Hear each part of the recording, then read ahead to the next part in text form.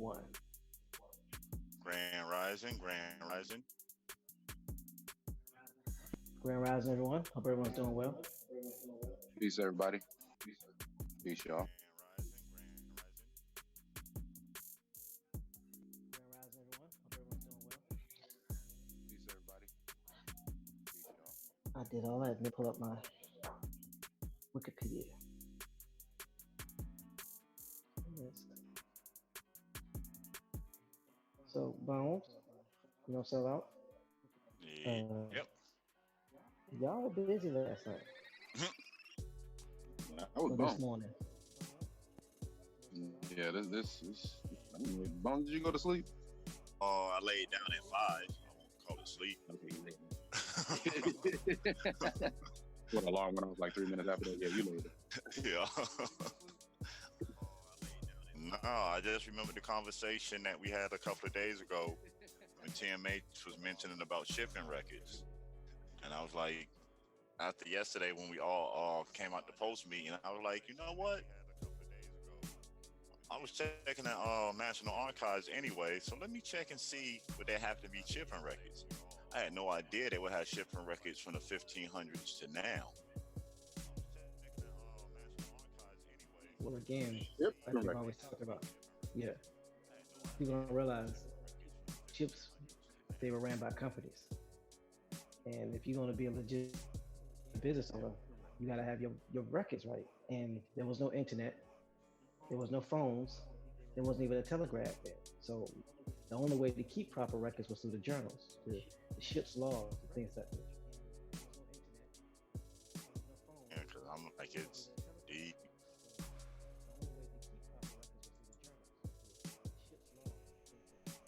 And they tell you how many people came, when they came, most cases, who they owed, who they had to pay, who they had to work for. And so we're going to be providing that link, Yeah. right, Bones? I'm finna post it now. So please warn them how much information it is, so they won't hurt themselves or nobody else. Yeah, it's over 3 terabytes of information. I downloaded a terabyte so far, and got another hard drive to get the last 2 terabytes, so we can have these records for ourselves. And I'm gonna post the first link up there. So I advise you, if you don't have the storage space, don't try to download it because it is a lot. So for 3 terabytes of shipping records. So if you know how much space a terabyte holds, you know how much space 3 is gonna be. Yeah, most new desktops and laptops come with a terabyte of space. So if that's all you got on there, you're gonna need more. Thanks. I'm grabbing it so I can post it in there. We'll be posting it a couple of times this rising, since we know people come in and out.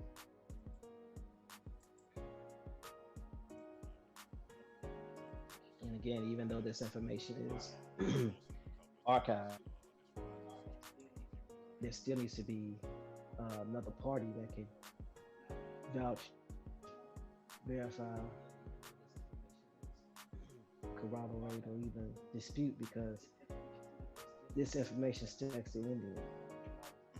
So the tribes are still going to have some knowledge of it, even after the fact. I posted there 3 times, and again, it's the archive, the link to the archive shipping records.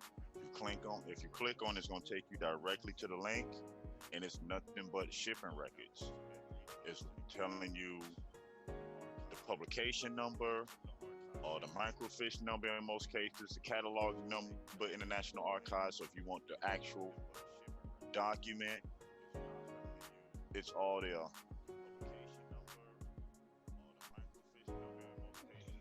Golden Moon said 1937 Act Section 8.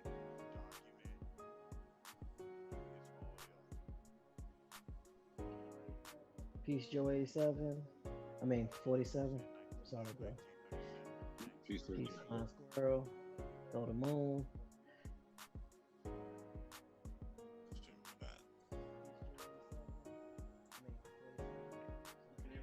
So can everyone hear us? Okay, throw up some ones if we're coming through. Hopefully we're a little bit louder today than we were Clear. yesterday, or at least me. So let us know. Give us some ones. What them ones at? So can everyone hear us? Okay, throw up some ones if we're coming through. Okay, now I know we're gonna get to it. Thanks, Baltimore. Appreciate you. I'm gonna say loud and clear. I am flying square says we low. Yeah, I'm gonna see what I can do about that, but it's the load on the internet. Hold on. Here, remote location.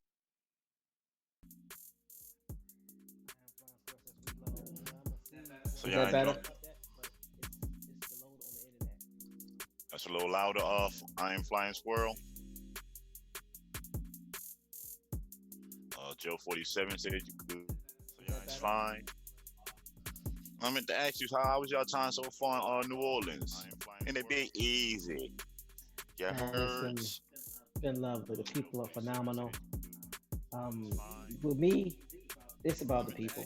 I'm not really a foodie. I'm not really into traveling and things of that nature, but it's the people. And some of the people we've actually, you meet people in back chat, and then you actually get to meet them, Yeah, and to find out they're as genuine, if not better in person, and that's yeah. Carrie Bay. So yeah, shout out to Carrie Bay, good brother, man. That's what's up. Peace, Shout out to respect, Carrie Carrie. Bay. Peace, Carrie. You and your family. I don't know. So like, we got to get out to the Big Easy. Hey, I So, hear a, it's easy. so a warning: you're gonna go into the city or uptown, downtown, not uptown as they call it. Traffic is horrible, like in all major cities. So you're going to be paying for parking, go down Bourbon Street, Royal Street, and all those good things. So just be prepared for no parking, or it's going to take you a while to park. So you're probably better off Ubering in from wherever your location is. But outside of that, man, you know, good place. All right. That's what's And up. just know Good that to the food know. is going to be, when you're in those areas like Bourbon Street, anything around there as far as food is going to be more of an investment, because that's what this area is known for, their food. Yeah, yeah. So, yeah, that was a little bit of a shock to me, but outside of that, everything else is cool.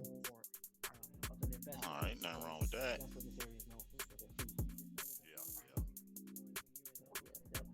And again, for those that was just coming in, the first link I posted again is the archive thing, the shipping records from 1500s to present. Anybody want You're breaking up, Bones. time to look at it? You're breaking up, Bones.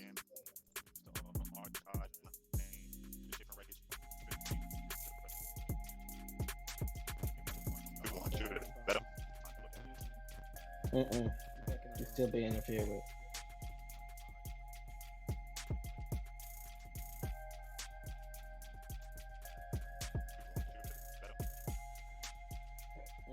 You're still being interfered with.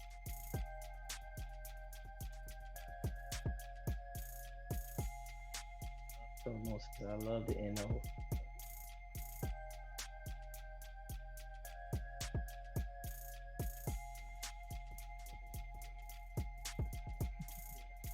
He said, ride Charlie $3 all day.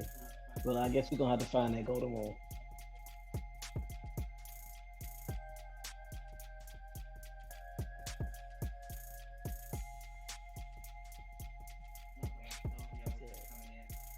No, but for those of y'all who just coming in, um, Bones and Comprendio found some very interesting information um, in the archives, which he put the link in there. And these archives are ship's records. It basically tells you who, what, when, where, and why. And there's 3 terabytes of information. So it gives you who came over, who commissioned it, who was the captain, gives you names of the individual.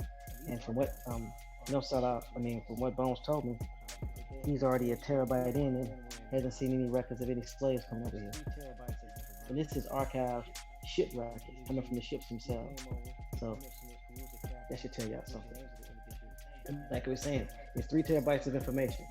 So just be prepared that once you start downloading, if you don't have 3 terabytes, you're gonna fill up whatever your device is very quickly, and it's gonna cause it to run slow. So we just want to make sure we get the information out to you. So just be prepared that once you start downloading, if you don't have 3 terabytes, you're gonna fill up whatever your device is very quickly, and it's gonna. Mic check 1, 2. So we just want to make sure we get the information out to you. That's a little better. Say something. Mic check 1, 2, 1, 2. That's a lot better. All right. Switched up on real quick. Good. Now, just letting everybody know about the discovery again that UN copper made India. Excuse me. That's a lot better. All right. And how it's 3 terabytes of information. So now, just letting everybody know. Take that into consideration. Most definitely. And even for if you can't download it yourself or can't store it, we're downloading it and we'll constantly be sharing links and stuff. I'm gonna try to put it in a drive to get a community access to it, so those who don't have personal storage space, they can just always access it. And even for if you can't download it. All right, Goldemon, I see you uptown St. Charles Street. Yeah, I remember seeing that street, so we will definitely stop by there today. Try to put it in a drive to get a community access. Appreciate that. Good looking out. Those who don't have personal storage space, they can just always access it. So, where do we start with the Revolutionary War? We're gonna let's keep moving. So, we were on the Catawba. So let's deal with the Lenape.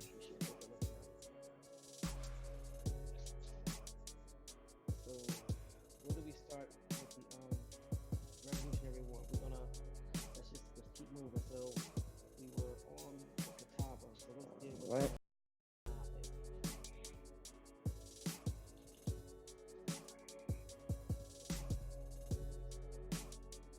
Give me a second.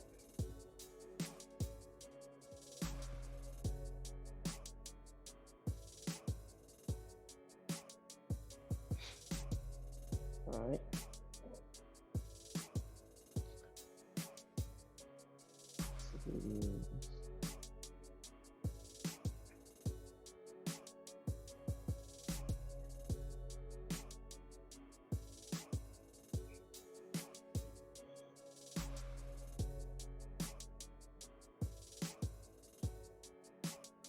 All right, so I'm gonna go ahead and start reading the Lenape. Before I do, just to give everybody a heads up, we're still covering the Revolutionary War, and we haven't even moved to the opposition, so to speak. We're still covering the allies of the United States: France, Spain, Vermont, Netherlands, Mysore, Oneida, Tuscarora, Watauga Association. I remember the Watauga Association was the first, according to Wikipedia, take it with a grain of salt. They were the first indigenous, native-born Americans in this colony, and they're called the Watauga. So they're considered a tribe versus a colony of Britain. So they're categorized along with the Oneida, the Tuscarora, the Catawba, the Lenape, and Choctaw. So we're going to be covering the Lenape. So the Watauga Association is the first recorded native-born Americans in the Virginia colony. So just keep that in mind. When we start going over some of these records and things, they start talking about Native Americans versus American Indians. It might give you a better optic and viewpoint.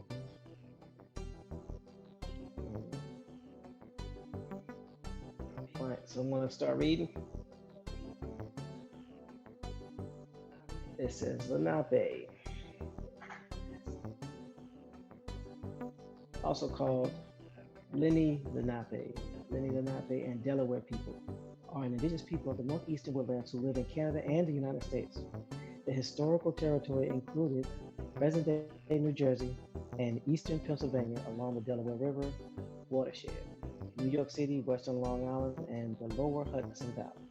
Today, Lenape people belong to the Delaware Nation and the Delaware Tribe of Indians in Oklahoma, Stockbridge, Moonsay community in Wisconsin, and the Muncie Delaware Nation, Moravian of the Thames First Nation, and the Delaware of Six Nations in Ontario. So the Lenape are within a good six different nations, and they are an Algonquin-speaking tribe, also known as the Delaware people. So keep that in mind when you're coming across Lenape in your family lineage, and realize that they are in the United States and Canada. Um, they're right currently in present-day Jersey, Pennsylvania, and Delaware River, New York, Long Island, Lower Hudson Valley. So it's not uncommon to find them in Oklahoma and Wisconsin as well. So if you have family members or ancestors in the 1800s, 1700s in that area, the chances are that either your ancestors are Lenape or they ran across some Lenape people. It says Lenape have matrilineal clan system and historically were matrilocal. During the decades of the 18th century, most Lenape were pushed out of their homeland by expanding European colonies. Their dire situation was exacerbated by losses from intertribal conflicts. Divisions and troubles of the American Revolution and United States independence pushed them farther west. In the 1860s, the United States government sent most Lenape remaining in eastern United States to the Indiana Territory, present-day Oklahoma, and surrounding territory. Under the Indian removal policy in the 21st century, most Lenape now reside in Oklahoma. Some communities live in Wisconsin and Ontario. So that's something for the family members, or you to take into consideration if you have ancestors that are out there in Ontario, Wisconsin, or Oklahoma. But don't forget that they started out in the upper part of New York. They're also in Delaware. So keep that in mind as you're doing your genealogy. All right.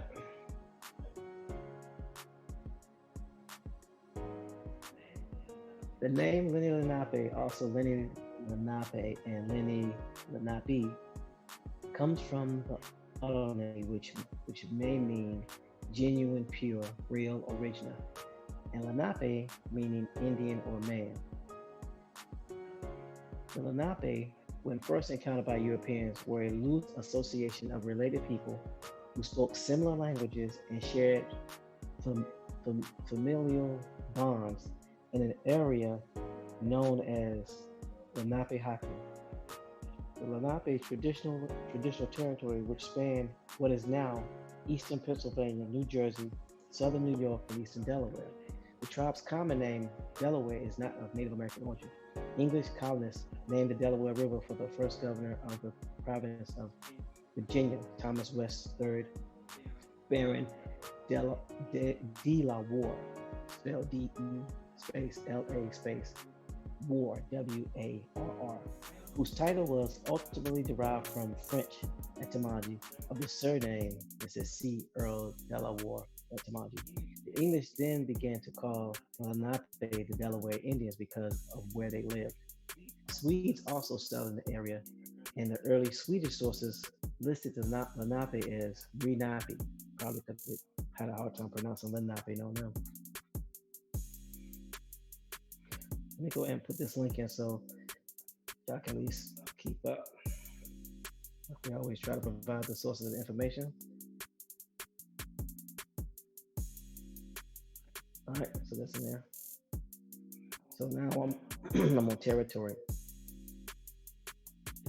Traditional Lenape lands, like the Lenape Hockey, was a large territory that encompassed the Delaware Valley of eastern Pennsylvania and New Jersey from the north bank Lee River along the West Bank, Delaware, then south into Delaware and the Delaware Bay.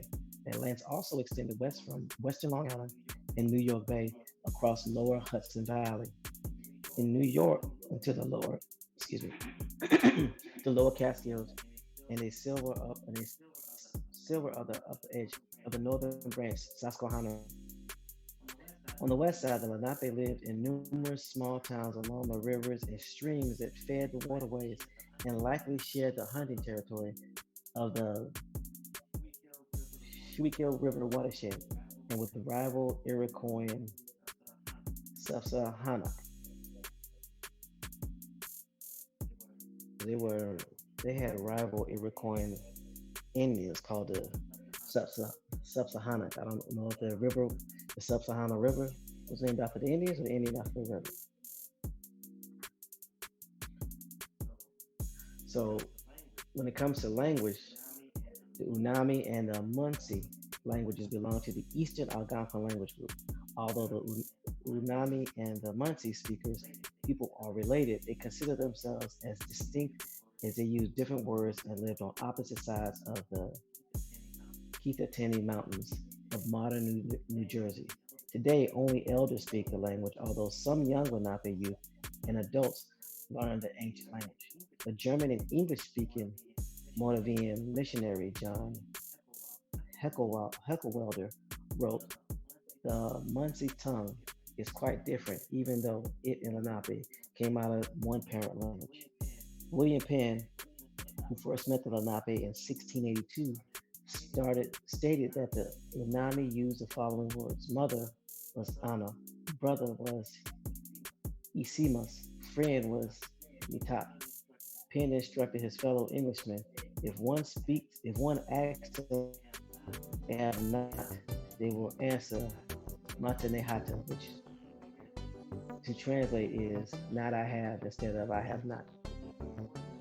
According to Moravian missionary David Ziesberger, the Unami words for food is Mehomi Chink. In Munsee, it's Wulasgat. The Unami word for healed is Achu. In Munsee, it's Watskunk. Sometimes the languages shared words such as corn, which is Zasquin, or wolf, which is Tume. In contemporary Unami orthography, food is Michiwakan, hill is Achu, corn is Zasquin, and wolf is Time or Team. Which goes to show you they learned our languages. Because they had to be able to communicate with us. Yeah. It will have to be a middle. You have to take both languages to find a middle language. Exactly. So free post, grand rising everyone. Is there room in the cat for me? The link is always in your email, Free. Womp womp.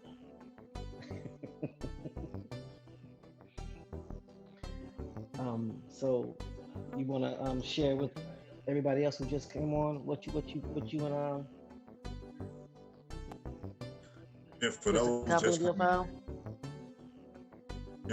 just coming in, basically, conversation we had a couple of days ago made me go through the archives and start looking for shipping records, not knowing that they will actually be there.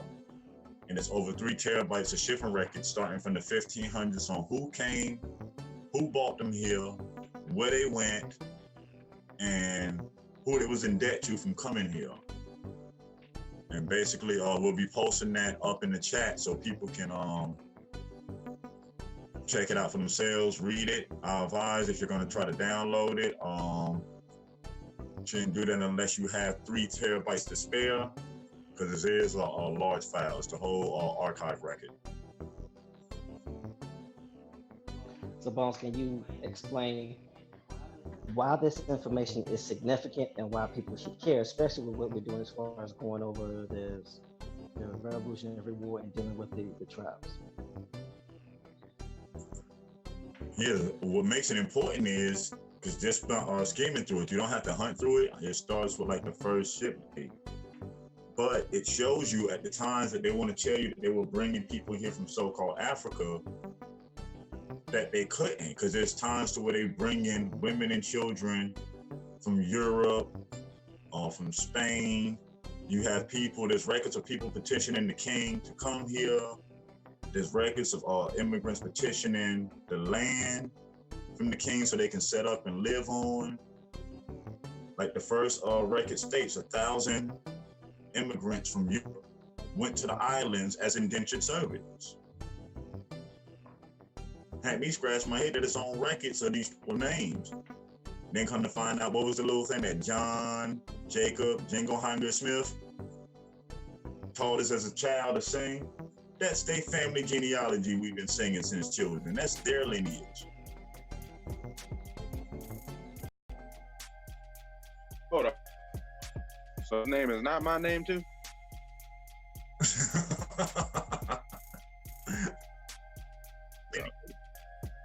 That song, it traces back their heritage. They father.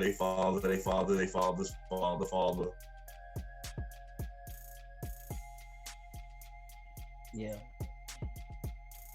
And what it also does, it debunks the myth that anybody wants to propose that there were no shipping records or that the shipping records were lost. If anybody knows anything about computers and storage, 3 terabytes is a lot of storage for text. I was about to say that. I'm glad you said that, TMA. I'm thinking to myself, a file is not, a normal file. Come on, man. Really? 3 terabytes of files? Text files? Yep. We're not talking about software. We're not downloading software. Yeah, I'm at 16 in the records. Like I said, I'm at 1683 in the records. And me and Copper was talking about it last night. At this time, they bring in boys and girls over here. Basically what you would call the first boys and girls club in a sense. Bringing them over here and they're working.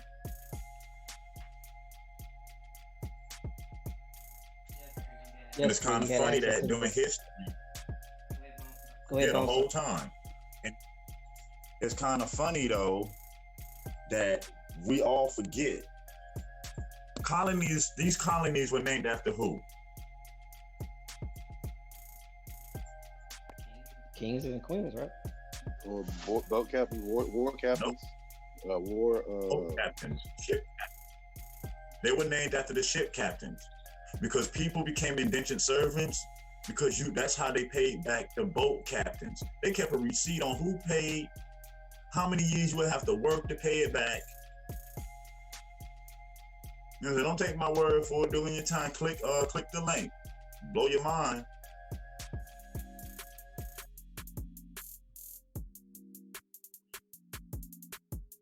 Peace, Aboriginal power. So I want to know if anybody is able to do some quick math on how much text data you could have on 3 terabytes of storage. Because you can store quite a significant amount of video footage on 3 terabytes. Mm-hmm. And text data is not even a percent. It's less than 2% of what a 30-minute video would be able to put out. So, I mean, I have over 20 years of data stored on a 500 gig hard drive, and it's only 75% full. Does anybody know how many? Go ahead. No, I'm just trying to. I'm glad you said that. That's all I'm saying, and I'm glad you're sticking with it because this is ridiculous. 3 terabytes for text. Yeah. There was no audio recording. What audio recording devices did they have then? There weren't any. Everything had to be in writing.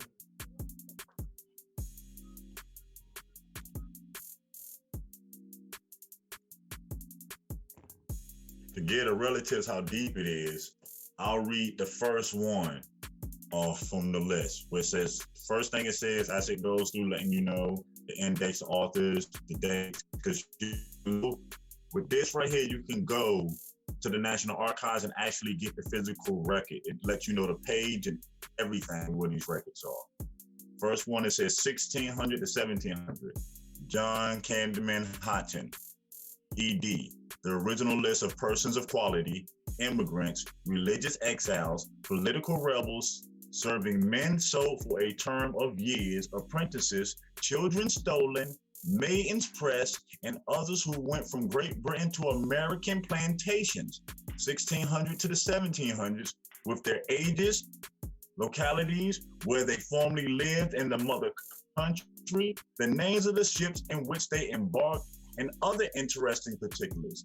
From MSS, preserved in the State Paper Department of Her Majesty's Public Records Office, England, London, Chateauwands, 1874, 604, page 1.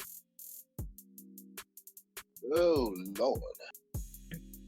So stop. For an example of names of Jewish. Yeah, then they got 1670, 1600 to 1750. Immigrants to America before 1750, alphabetical list of immigrants to the colonies. Before 1750, compiled from official and other records. It's just telling you where they got the records. Then it'll go down to a ship. Then it'll tell you who was on the ship. Sometimes it had the name of the ship, sometimes it don't. But it'll tell you the passengers, what they came for. If they owed somebody, it tells you who they owed. And the majority of the times, the people they owed were the boat captains. So 1620 to 1820. Names of some ministers, students, or immigrants who went from Ulster and served in the ministry of the Presbyterian churches in North America during the period of 1620 to 20. With the Presbyterian of oversight of district of origins where these have been ascended, the date or approximately date of arrival, and the province or states where they exercise their ministry. And the William Forbes Marshall, Ulster Sales West, Belfast, Dakota Press, 1943, pages 60 to 67.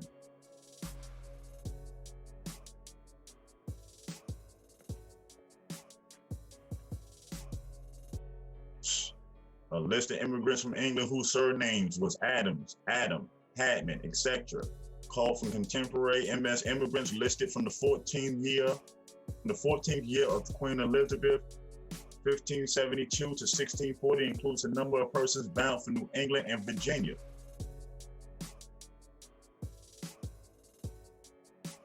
Antonio was asking, where'd you get this? Where's this from again?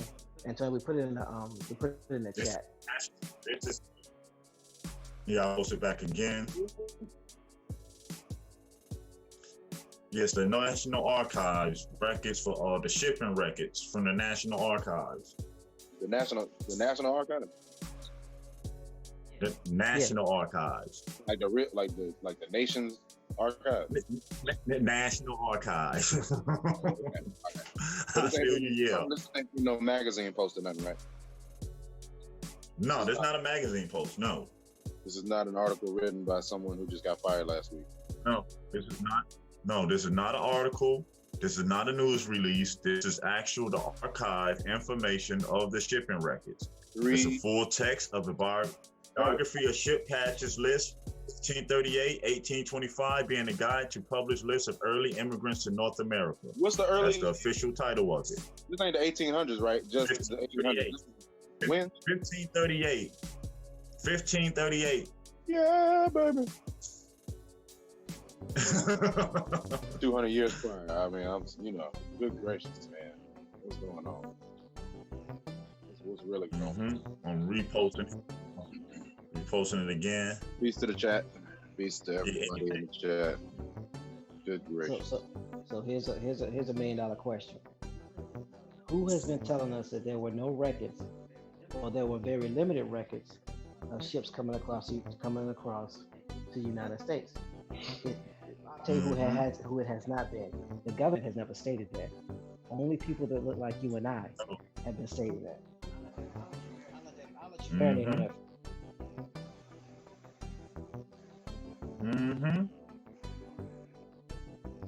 Listen, they got the Mayflower records in here, y'all. The Good Hope, Gloria, Glorious Memory, God's Bees, God's Gift, all the ships that left and came, and it's telling you who's on the ship, what they came for. Like a lot of these names that people be thinking are English names are the names of the ship. Mary Ellen, that was a boat.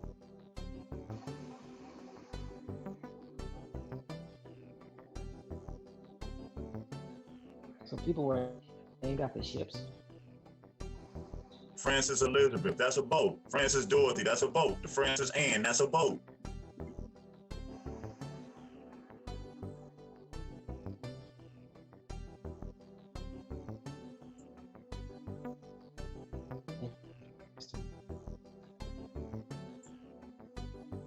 Like I said, it's so deep. They even got the roles of those who have taken the oath of allegiance to county and the Prince of New York.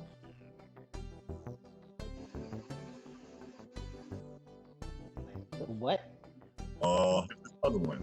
It says the role of those who have, because it's written in the language of that time. Those who have taken the oath of allegiance in the King's County and the province of New York.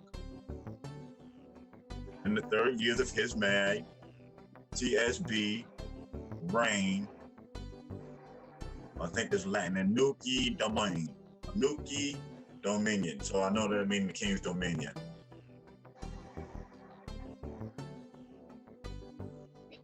Got records of indentures of individuals bound out as apprentices, servants, etc., and of German and other redemptionaries in the office of mayor of the city of Philadelphia, October 3rd, 1771 to October 5th, 1773.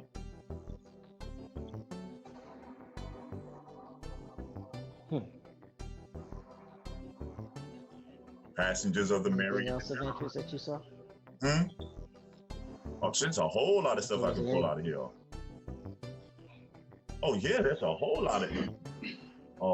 They were started neutralizing the immigrants, naturalizing them right before 1776 by the boatloads. I mean, by the thousands, and it's recorded. Most inhabitants in Virginia taken in 1625. Total 1,095, the muster of the inhabitants at the Warsaw, Wariscoyack, taken the 7th of January, 1625. So when you say naturalized, what do you mean? Making them citizens. Because these people were immigrants. It was listed as immigrants. So what they started doing, they started actually making all of these people citizens of America. In order for America to become America, they needed people. Remember, ain't nobody come here was an American. These people came here as foreigners. Right. So they basically started taking oaths and started naturalizing themselves. Basically giving up the tongue of their mother country, the loyalty of their mother country, to form a new country, America.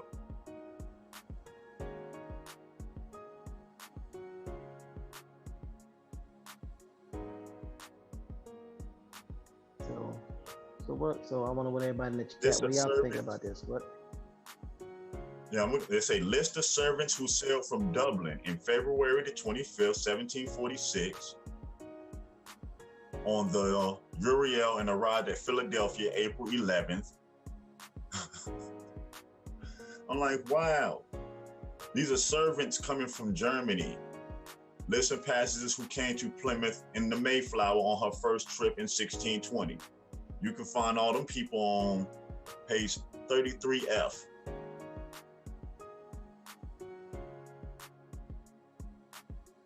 List of German passengers arrived in the port of Philadelphia in the ship Margaret from Amsterdam, C.E. Gardner, master, September 19th, 1804. But you know what I don't see? All these ships and names. This was not in here so far. Not that I won't come across it, but guess what I haven't found? Yeah. Africans? You don't see no Africans. No African. Yeah, no Africans. Not a one. Not sold by a chief to come over here and do their work. Not yet. No. Not even. And it's not that these immigrants were sold. They were petitioning to the king to come over here to work. They even got the family petitions on which families got turned down, which families got accepted.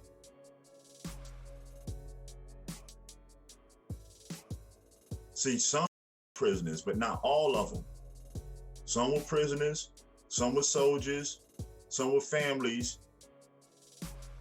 coming over to work.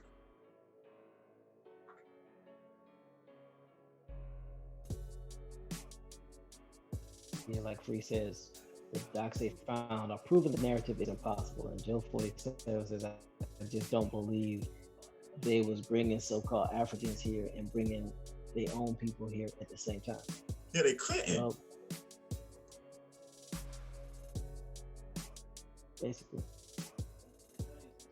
So Antonio says, so from our religious studies, the church history background, the Protestants were fleeing persecution and genocide by the Catholic Church in Germany and fled to the United States to resettle. What do you have on that? What was that again? I heard the churches. Yeah, Antonio put in the chat. So from my religious studies, the church history background, the Protestants were fleeing persecution and genocide by the Catholic Church in Germany and fled to the United America to resettle. Sorry. No, so far what I've been finding in these records, and if you click on them and look through, the king was paying these people, paying these ministers to come over here to teach. They were getting 20 pounds for conversion of Indians. It's in these records. Everything that they did, they kept a receipt for, because this was business. So they were getting paid to convert Indians? Yes. So the Doom Diverses had nothing to do with them coming over and enslaving Indians? Mm-mm. Well, at least not like we think, huh? Not like how we were taught. Say census of inhabitants, names of the first settlers at Jamestown. 1607, name of those who came in the first supply. Name of those who came in the second supply. Name of inhabitants of Jamestown in 1624. And Lyon Gardner Taylor, the cradle of the Republic. Jamestown and James River. Richmond. The Hermitage Pass of 1906, page 100 to 104, all the way up to 209. It lets you know every publication, every place these records was used again, and where they archived at.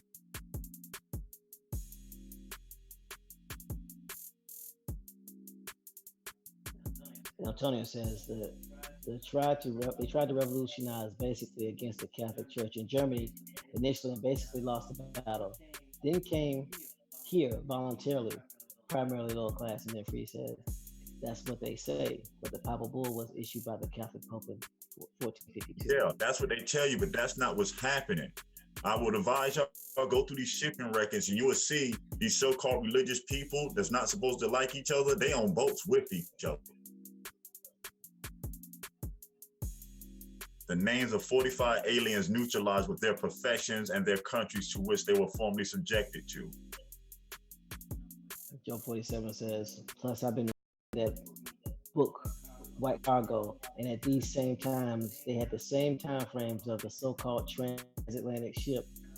They was coming here also at the same time. It's not possible. Because if that's the case, then why you have, because this time, supposedly, slavery is the case, you would have had records. Now, I can understand not having records of something that's illegal, but this time, during the 1700s, you could have records. It would have been legal. No one would have been in trouble. You would need to have had records. Peace, Michael Robinson. Peace.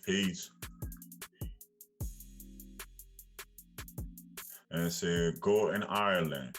This is 1654 to 1686. It says servants to foreign plantations from Bristol, England, 1654 to 1868. The New York Genealogical Records, this is letting you know the microfiche where you can get it from. It says an extract from 11 of 155 servants bound for Maryland, 3 for New York, 1678, 17 for Pennsylvania, and 2 for Virginia. Names arranged chronologically under colony with only location and service to foreign plantations. Main list followed by table of bondsmaster, table of ships and shipmasters, and table of places from which the immigrants came.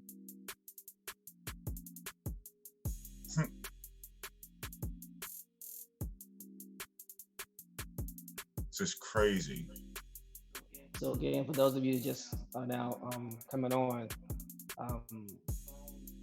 Bones and Copper India were going through the archives yesterday and looking at shipping records and came across 3 terabytes of records coming to the Americas.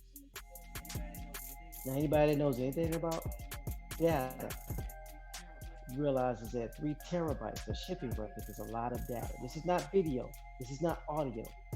This is text. So you're talking about volumes and volumes and volumes of libraries of information all in. We put the link in the chat, so we'll probably drop it in the chat again, but it's 3 terabytes worth of information. The typical brand new laptop, unless it's upgraded and personalized, on a hold 1 terabyte.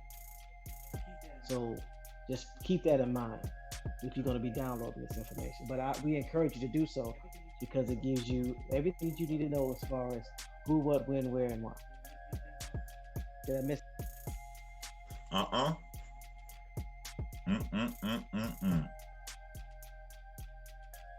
Yeah, but Antonio puts, but we already went over how many different countries were flying over here at the same time trying to gain land position. It was basically like modern day Syria. Every country was over here at the same time trying to gain position. Well, yeah, that's true, Antonio. One thing to speculate. It's another thing to have proof and have signatures and have captain's logs and things of that nature. So again, this is their own wording. So it just basically submits what we already knew or what we already speculated, what somebody probably already had access to the record. So again, when we're talking about going to our tribes and helping our tribes and then renegotiating contracts, we have a stronger footing because we have access to these records. See, that's what people are having a hard time grasping. It's very difficult to just take a document, introduce it when we don't have any history or no treaties with the country, and you're going to try to renegotiate something that you can't even prove that you were on. So now that you talk to the tribe, you got proof that you were here. Now you have access to these archives, which basically prove they came over here to supplant you, and they were getting paid to convert you. And it was different than the story that they told you, which basically means the contract is null and void because under those auspices, you signed something totally different. Fraud, which basically means somebody's got to pay. I'm just saying. Mm-hmm.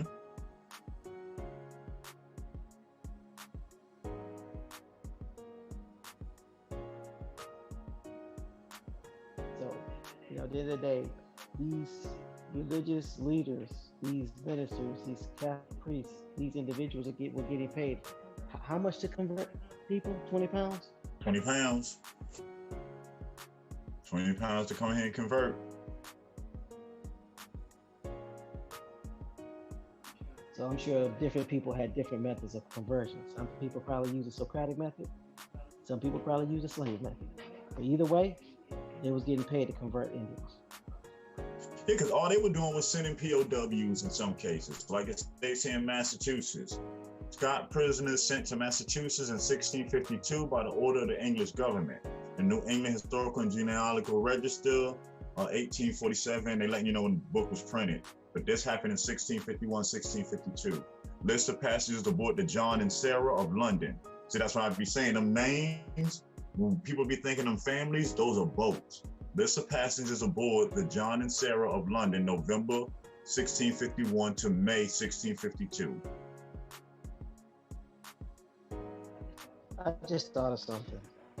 And this is important because if you think about this, remember they talked about some of the tribes having their chiefs and some of their individuals traveling back and forth to Britain and Europe and these other countries. Hmm. When they were on their way back.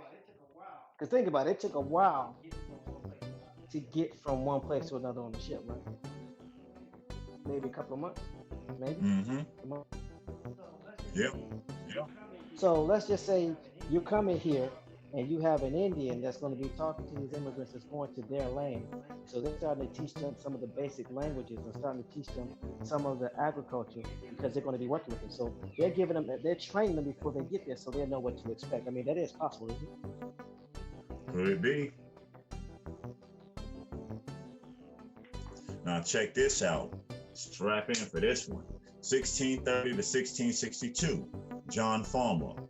It says the genealogical register of the first settlers in New England containing an alphabetical list of the governors, deputy governors, assistants, or council, ministers of the several colonies from 1620 to 1692, representatives of the General Court of Massachusetts from 1634 to 1692, graduates of Harvard University to 1662, members of the Ancient and Honorable Artillery Company, 1662, freedmen admitted to the Massachusetts colony from 16 to 1662, with many other of the early inhabitants of New England and Long Island, New York from 1620 to the year 1675, to which are added various. So that's just giving you some information on it. This is the excerpt what it says from it. It contains the freemen admitted to the Massachusetts colonies and the names of all such immigrants, both freemen and non-freedmen, as could be collected who had come over to several colonies before 1643. An invaluable directory to the first settlers of New England and listing, as it does the immigrants between 1630 and 1643, among others, worthy of inclusion here. So hold on. In the 1600s, freemen were them. Non-freemen and freemen were them, were immigrants. Anybody catch that? Am I going all crazy this rising? That's my name too.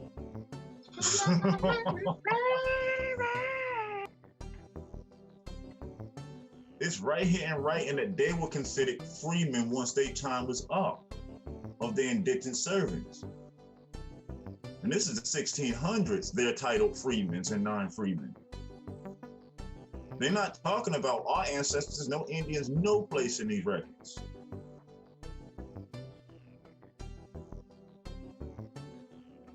So far, no good. Mm-hmm.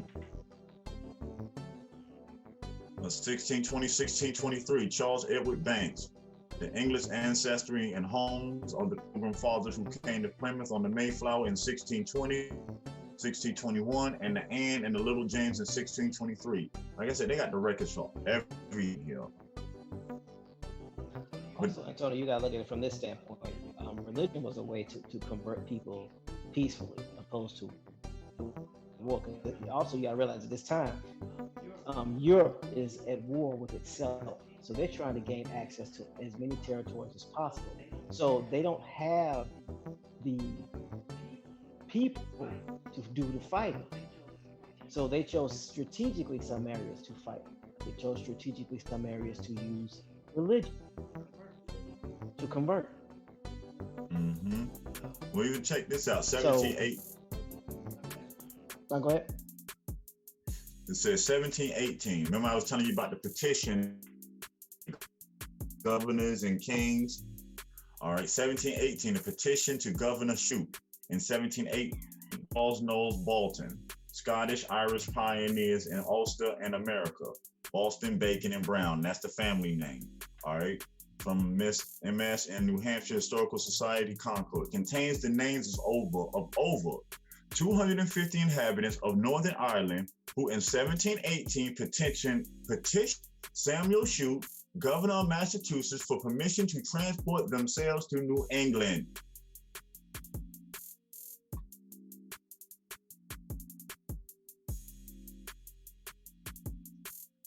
1631, first settlers of New Hampshire. Contains the names of stewards and servants sent by John Mason, Esquire, into this province of the New Hampshires.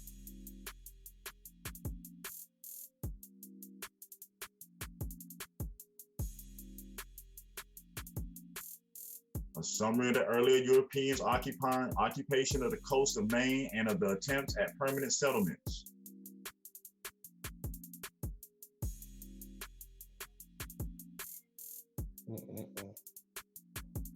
And like I said, it's all here. If you take the time out, just read a little bit, read a little bit more, all the ships, the names, where it was coming from. A lot of them had the family surnames because on a lot of these ships, it was families coming over on the ships.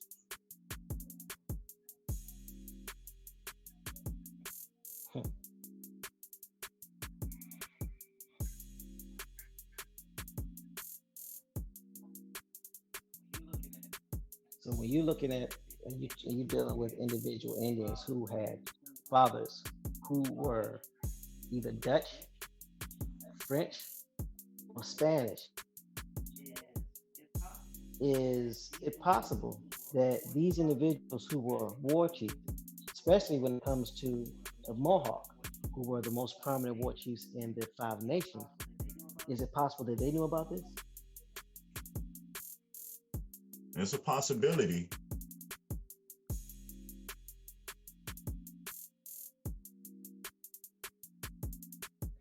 And LJ Free says, oh, I meant to mention Freeman is a title. Yes, it is.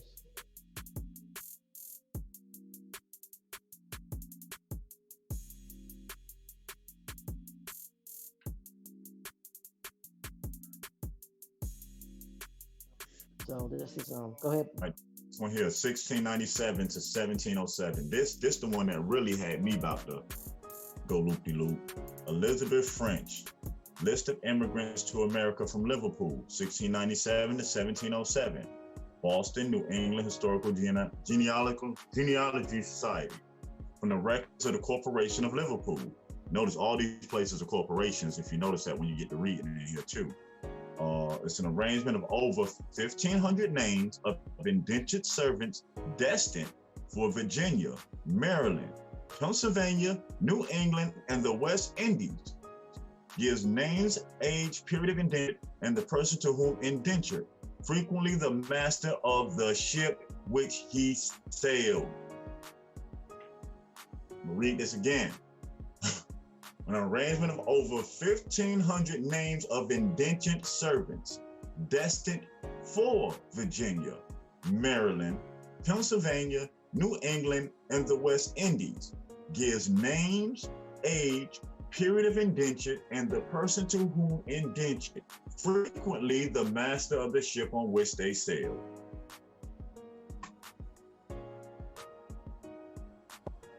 But you know, they don't keep that here. They don't keep that good record. They telling you that they bringing their people over and sending their people to the West Indies and to the plantations. Hold on, got another one for y'all. Lists approximately 1,000 persons who indentured themselves to serve in the plantation in 1683 and 1684, mainly in Maryland, Virginia, Barbados, and Jamaica, though a few were destined for New York, New Jersey, Pennsylvania, Carolina. Gives the name of the apprentice, the town from which he came, his occupation, his age, the name, address, and occupation of the person to whom the apprentice was bound, usually the master of the ship, the place to which he was going, the numbers of years he was bound, the ship in which he was to sail, and the name of the ship's master. That's what I was saying before, that a lot of us failed to realize that these so-called settlements were named after boat captains, because the boat captain was basically the first mayor, person in charge, leader of the colonies, because who was bringing everybody over? Captain. And it would make sense why they changed law to maritime law. Because the only way the captains can be able, think about it, captains, they would be supreme rulers of the sea at this time. Because who could tell them anything? They can charge you whatever they want to bring you over here. So Free has some very interesting information that she posted in the chat. She says, while I was doing my genealogy, I found that my paternal grandfathers, who I always knew as Freeman, actually had the last name of Beatty Freeman. Prior to 4 times back, the name was simply Beatty. So B-A-T-Y or B-E-A-T-T-I-E. So why was the name changed? Mm-hmm. Basically, identity theft. Mm-hmm. Watch this one. 1654 to 65, Bristol, England, Bristol, and America. A record of first settlers in the colonies of North America from 1654 to 1685, including the names of more than 10,000 servants to foreign plantations who sailed from the port of Bristol to Virginia, Maryland, and other parts of the Atlantic coast, and also to the West Indies from 1654 to 1685. London, R.S. Glover. An important collection of names enrolled in 2 volumes, Servants to Foreign Plantations, found among the archives of Bristol, England. Records of immigrants to New England, Maryland, Virginia, New York, Pennsylvania, and to Canada and the Caribbean islands. Compiled and published from their records by special permissions of the Corporation of the City of Bristol. I'm going to say this again, it's weird to me. Compiled and published from their records by special permission of the Corporation of the City of Bristol. Go to these businesses again. A list of convicts deported from Headshire during the period covered. See this, they show you the different people.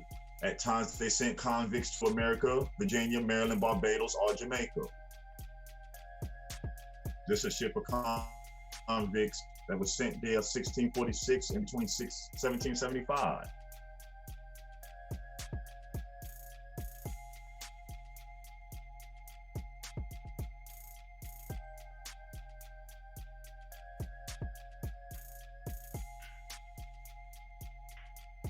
And so they tell you here that they got the records back in London, and the American or West Indian islands extracted from volumes kept in London to preserve oaths of allegiance required of English soldiers and passengers going aboard. So they got them. They telling you they got all the records still.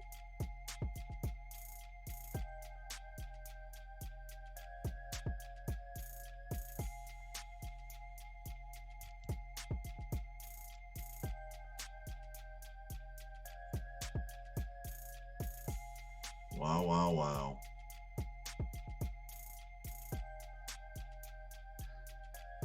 So this could or should cause us to look at the existing treaties or the treaties at that time a little different. Because if these chiefs during wartime are signing these treaties, because they're the ones that are authorized to sign these treaties. Remember, during war, the war chief is authorized to sign the treaty, not the peace chief, because you got different chiefs in the tribes. So the war chiefs, who were in many cases, especially when we're talking about the 5 nations, where the Mohawks led, who already been proven to some extent that their fathers were European and high-ranking officials or officers. I bet you they knew about what was going on and these people coming over. And the reason why Joseph Brant was able to get so much land, because he was instrumental in that. Again, selling land right from up under tribes that didn't know what was going on. And as they started to get wind, it just seems like, correct me if I'm wrong, I could be wrong, it seems like when everybody started getting wind to the shell game, everybody started playing. So again, it goes back to our tribes. We're basically trying to get this paper, trying to get access to weapons, trying to get access to rum, trying to get access to beer, whiskey, firearms, And land, by selling land, it didn't belong to them, basically. Or what we call today owner finance land, or owner finance property.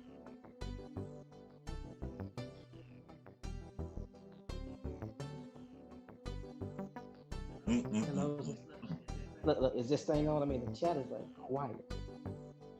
They probably reading. Cause when you go in there,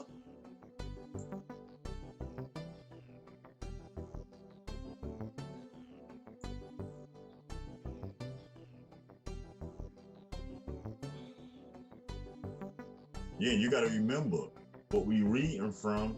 This is just a page, the first page. And as you see, it got all the links and everything. And so there's over 3 terabytes of information. So hold on, the page has links? Yeah, because basically this page that I was reading from, for every ship, they let you know the number to where you can go in the archives and get it. So let's say if you wanted more information on it, yeah, because on this one page, there's family names, ship names, and it lets you know so where these names are stored at. So let's say if you wanted to go see them firsthand, the information is there. If it's in a London book or French, I mean, it's all tells you where it's archived at.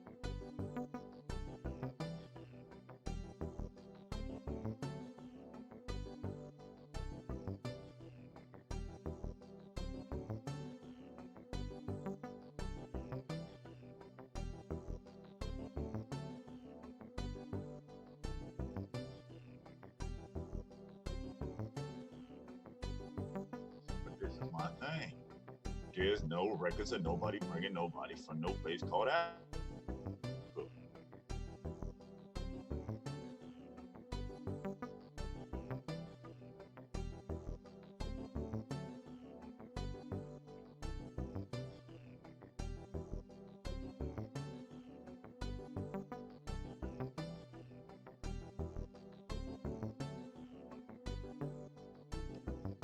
I think that equates to nobody in the chat saying that they have records of family from Africa.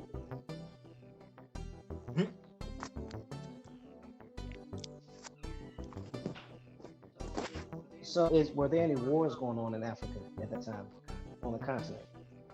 Was Europe warring in Africa? They were fighting the Zulus. I forgot the year when they were fighting them, but it's in the 1800s, if I'm right, is when they was fighting the Zulus. But also remember, they were fighting over there in Europe. Ain't the 1700s the same time around the Opium Wars? Yeah, early to mid 1700s, because there were 2 Opium Wars that you had talked about. Mm-hmm. And a lot of people don't know about that. That you had American troops going over there fighting in China in the Opium Wars. I'm like, huh? What troops? Could it be that a lot of these tribes who had these relationships with these colonizers sent Indian warriors over there to fight on another continent? Because it's seeming like that to me. Let's make it. Antonio, you gonna have to blame Bones and Copper India, because they had their hard hats on and flashlights last night while majority of us were in our slumber. So my apologies for you not being able to participate more. Good thing is it's recorded. So.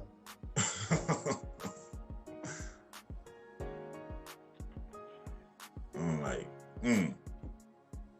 It's just something to think about. You know, if people take the time and you just look up the Opium Wars, it states that America sent troops. So what American soldiers that they send? If you ain't sent, they didn't have enough to send nobody else, because they was already over here fighting France, having England fight, having Indians fight France and Spain and all these other people. So who could you send?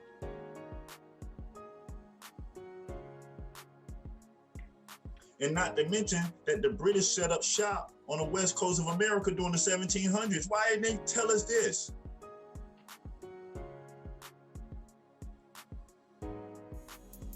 that in history they always talk about people coming in on the East Coast. Nobody paid attention that there were ports on the West Coast. And there's a shorter distance on the West Coast than it is on the East Coast. We know a lot of these people got dropped off on the islands in between America and Asia.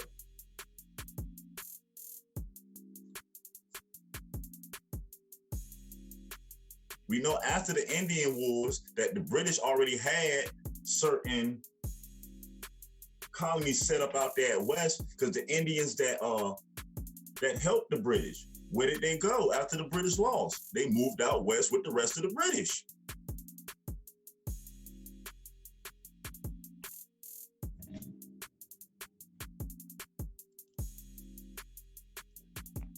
Just wild this rising. Oh, mind blown.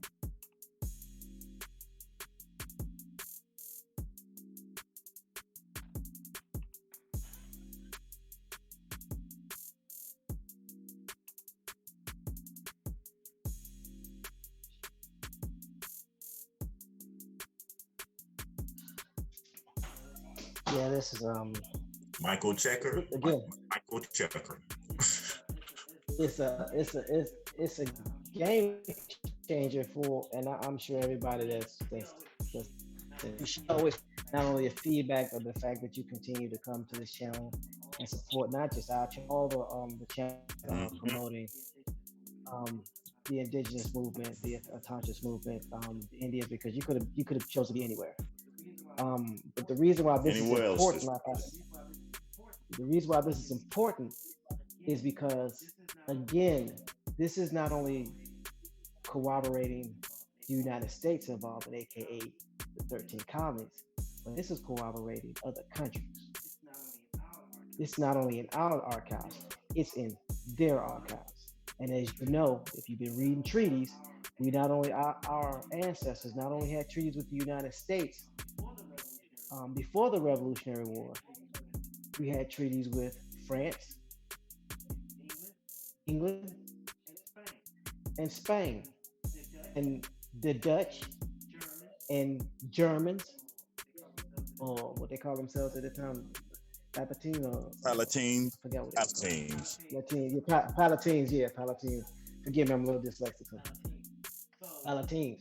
So not only is there relationships with just the United States, but there are relationships and treaties with other countries. So again, this proves, at least on one side, that what their intent was to basically replace us, get us off the land. Which goes back to say, if there are records of them coming over here to replace us, there are records of those that they replaced. Remember, roll call. I can't say that enough. If there are people that come on over here, they got a list, a detailed list. Don't believe us? Check it out. 3 terabytes. Comb through it if you dare. There's a detailed list of people that came over here, where they were going. So that lets you know that they were going to people's land. Roll call. There were already people there. So you mean to tell me the tribes don't have a list of their people? Not just oral tradition, but the tribes don't have a list of their people? They don't know who it is? And you think you just gonna go and claim a spot where there's proof on both sides that you were not there? Yeah, good luck with that one. Who was the chief that was cool with the Palatines? Cause see, I'm starting to like. That was Joseph. All right, Joseph Brand. All right. You see how they was taking land, and we know that these chiefs were going back over there to Europe, right? How would these immigrants know what land to petition for? Think about it. They were petitioning for the land, making bids on the land in their mother country, then getting accepted, then coming over here. It's not like they came over here, then signed up in a list to get some land. They got the land when they were still in their mother country, then came over. How they knew about it? Could it be that when they were going over there, that those the deals? See, we know about the deals that was made on this landmass, but we don't know about the deals that was made on that landmass.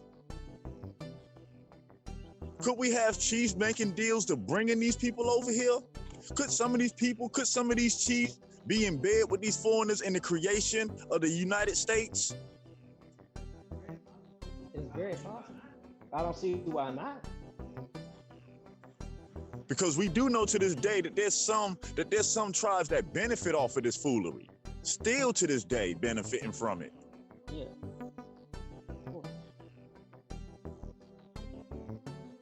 Because I'm like, that's too much information to be like, oh, somebody didn't know. That's way too much information. Again, we can't keep, because not all of us do, but when I say we, I'm being general. When I'm generalizing, we can't keep blaming the colonizer for things that we allowed to happen.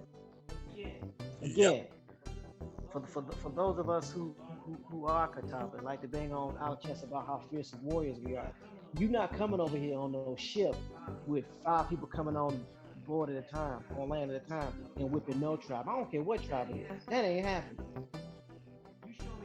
You show me where that's happening, I'll pay. That ain't happening. I'm gonna tell you right now, I don't care who it is. You're not coming on my land now and whooping up on nobody in my family. Think about it. We Red Hot Corn Planter invited the Quakers to come here and build churches. He sent for the Quakers. This is an Indian chief who sent for the Quakers to come here.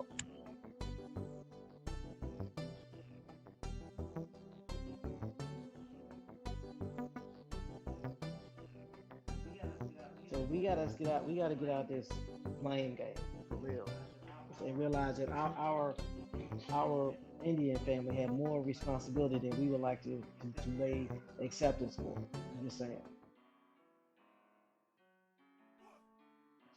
That's why we need to find our tribe so we can know exactly what part our ancestors played in these treaties, so we can go do some renegotiation, so we can go ahead and make it right, get everything straight. I can see it clearly, TMH, and this is just my thing from it. I'm looking at it now. Okay, these people come over here. All right, we got ancestors here. Now, natural human beings, they're gonna procreate. That's just part of nature, right? So now what happens? An Indian and a foreigner, they have a family together. Now there's certain laws and stuff that's gonna break up part of your family. People tend to ride with family more than somebody else. That's true. If you telling me my children can't have rights, can't have this, gotta be slaves for life, we'll be slaves for life. And I'm likely to make some deals to start some revolt to do our own thing. You mean like Bacon's Rebellion? Yeah.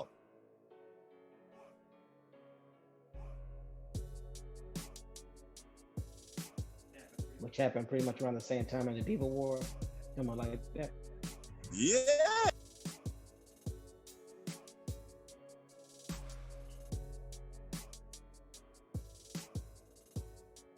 Y'all gotta excuse the noise. I'm on location at field day at school as well. Well, we all over the place, right? Where he says United States or United States. Whose estates are being merged over here while robbing us blind? Is it a title for the merger of all occupying countries?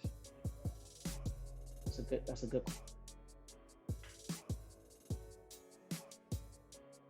No, because like I was saying, if you think about it, the final construction of who constructed the U.S., they were mad at the Indians and they were mad at the British and everybody else. You have to ask yourself why. See, we already know what happened to the mulatto class. And I'm finna say it again. Could these people be the children that was left out of all this intermarrying that were told they will be slaves for life? I mean, there are some laws that stated that if you were the child of a slave, that you would be a slave for life, even if they weren't. Because they served a term of 7 years, then they were free. But guess what? Their children can never be free.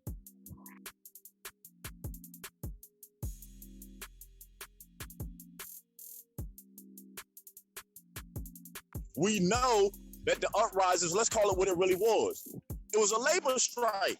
We keep saying riots and all this. Let's call this what it really was. It was labor strikes.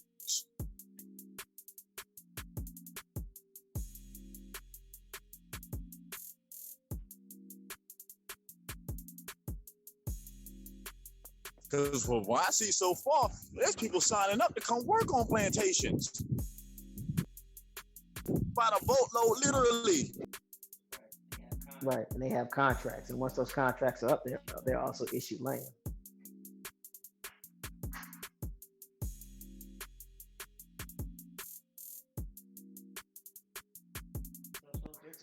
So it's no different than to find the genealogy, to find out what part of this story you sit on.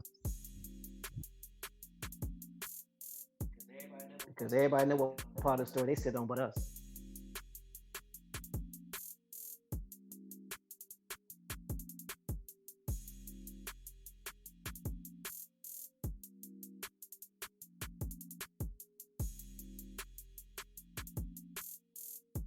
There you go. Feeling sorry for everybody else. Want to help everybody. Look, they got it. No, let me stop.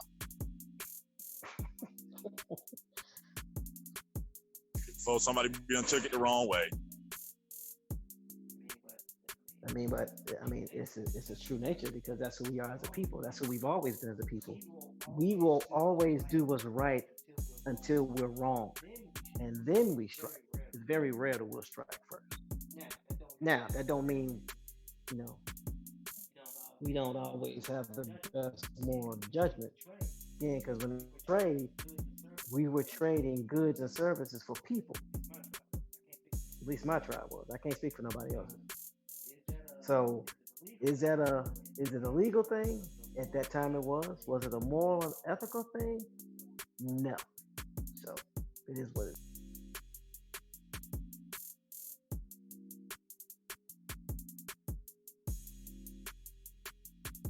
I mean, you can see that the Europeans controlling the fur trade. Who was sitting here manufacturing the furs for them? They had to have a... Yeah, somebody had to do the work. And because they were indentured servants over here, and the Indians were the ones that were getting the furs, there had to be the workers that did something with the furs after the furs were acquired and accumulated. Now we look at the Beaver Wars. How long the Beaver Wars lasted? 7 years? Isn't that the term of indentured servitude? Yep. Them people contracts was up, so the Iroquois started snatching other Indians and putting them to work. Remember what happened with the Beaver Wars? They snatched up other tribes and enslaved them. That's not about right.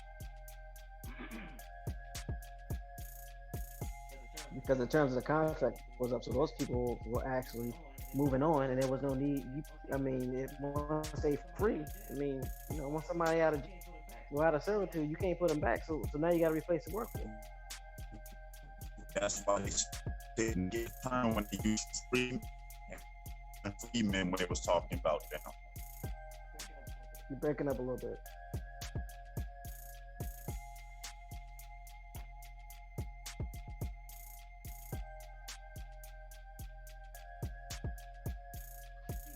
Peace, Cliff Tiff.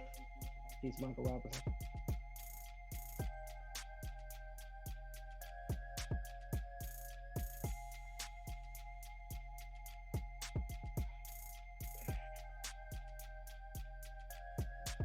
Every time I come on here with y'all, we end up digging deeper and deeper and deeper. It's never linear with y'all.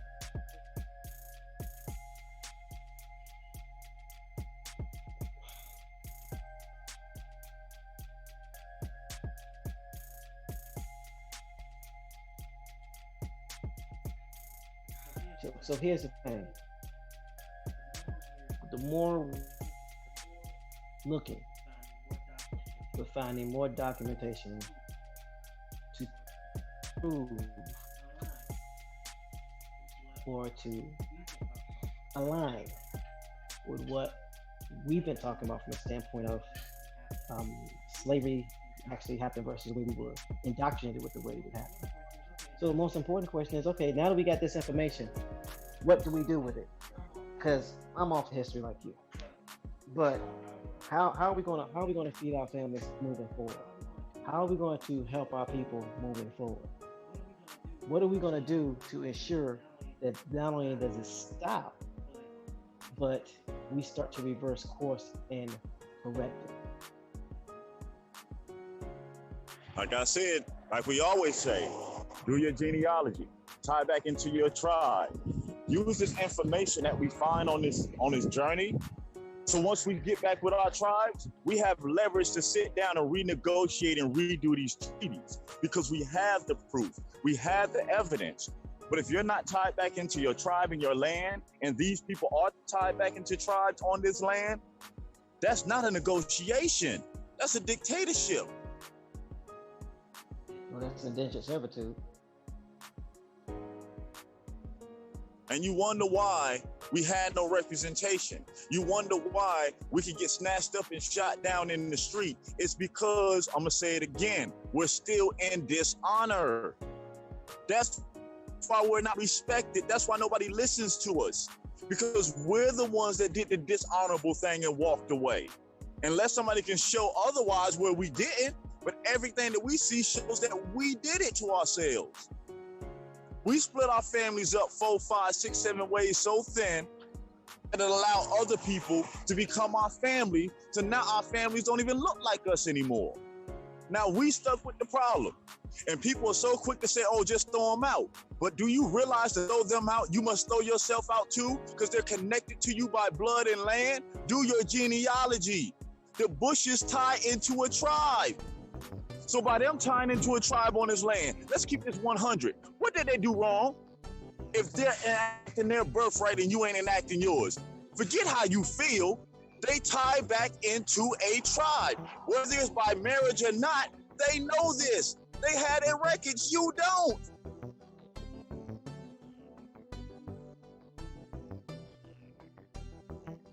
Message.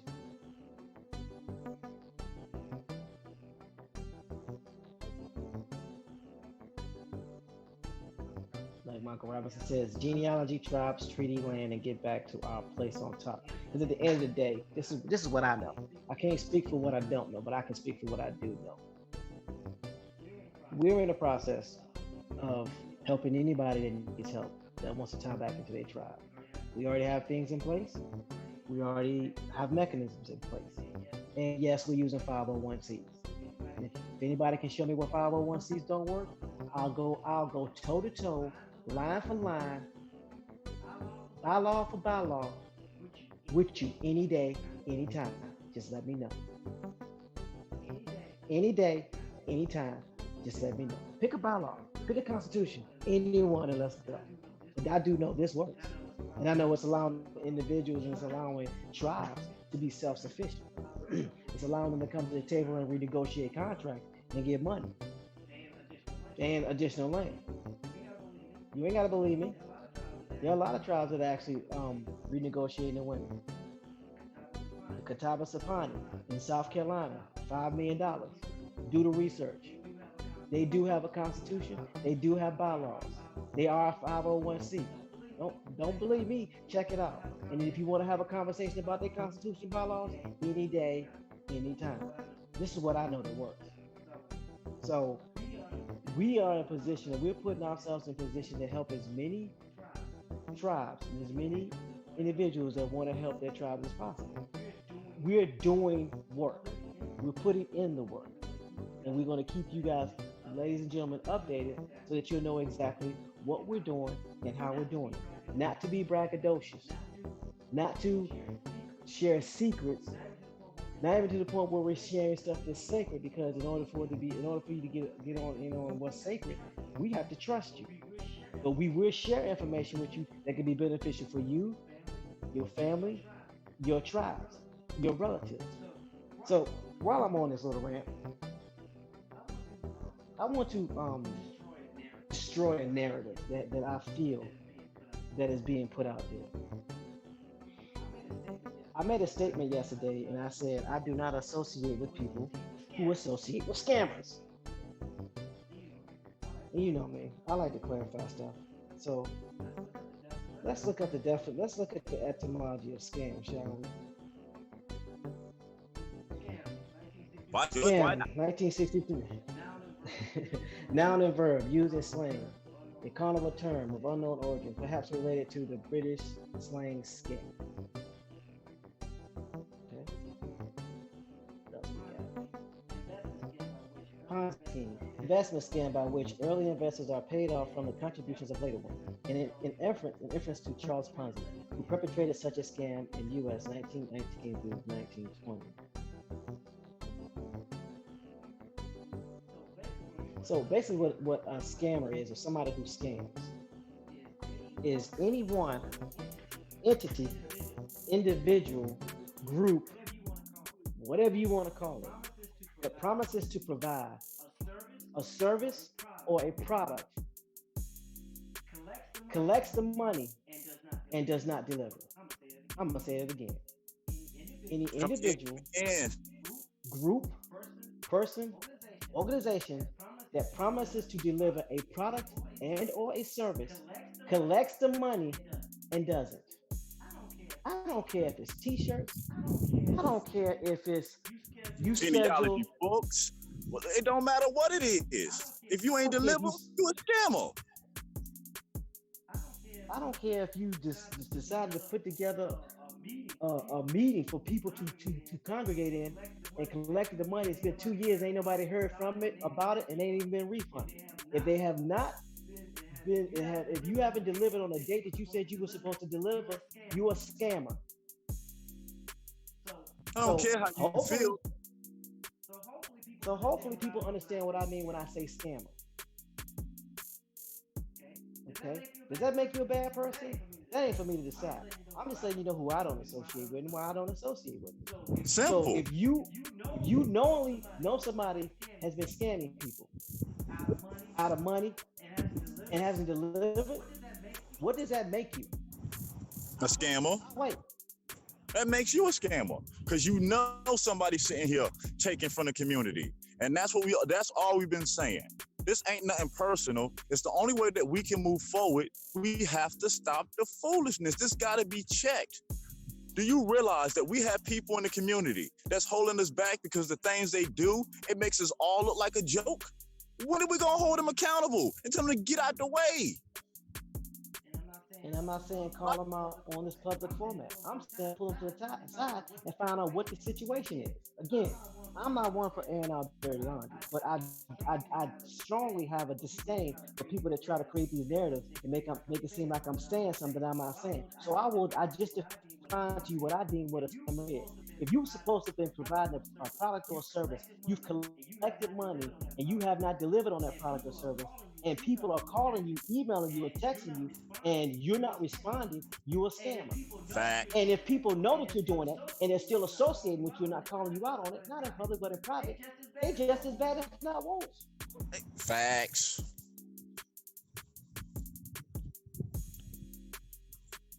That's all we saying. That has to stop. It's foolishness. Because if you're a scam for a couple of $100, what do you think you would do for a couple of 100,000 or even a million? A couple of million, and you wonder why we don't give out certain information like that. Because we don't have to call. You know who you are. Right. And you wonder why I always say, who's going to financially vouch for you? I'm not financially vouching for somebody that's willing to cheat somebody out of $90, $100, $200, and then disappear, and then all of a sudden pop up. Running around. If I can't trust that you're going to take care of people over something as small as that, how am I going to know that you're going to take care of people for tens of thousands or hundreds of thousands of dollars? And it's not even a couple of hundred. There's people in the community scamming for 20, 30 bucks. Keep it 100. I don't play with them. Tell it how it really is. Crabs in the bucket. Y'all not really here to help. You seen this community as a way for you to get a payola scheme. And you're mad because there's a group of people here that's gonna call everybody out on it. That's the way it should have been. If I do something wrong, don't let what I stand stop you from speaking out on the wrong that I do. That makes you wrong.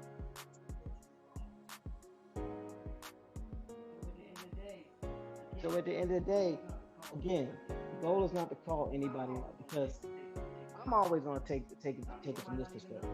Some people might not even know that they're associated with scammers. Some people might not be aware with that some of the people they are involved with, that might be working with on some type of business level with no contracts, no background checks, are involved with scammers. So they might not know. But if you know that they are, and you don't ask them about it, and you just let it ride, then you're guilty by association. I'm sorry, it is what it is. And we can't do nothing for you or will not help you. You have to clean that up. So that's what I mean by it. Oh, my shit, I'm offline. Okay, here we go. Can y'all hear me?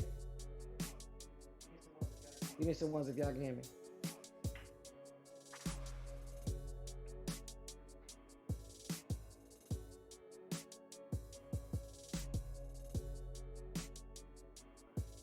All right.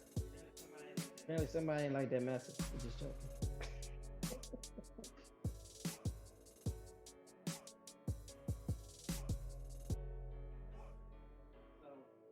So that's what I mean when I say scammer.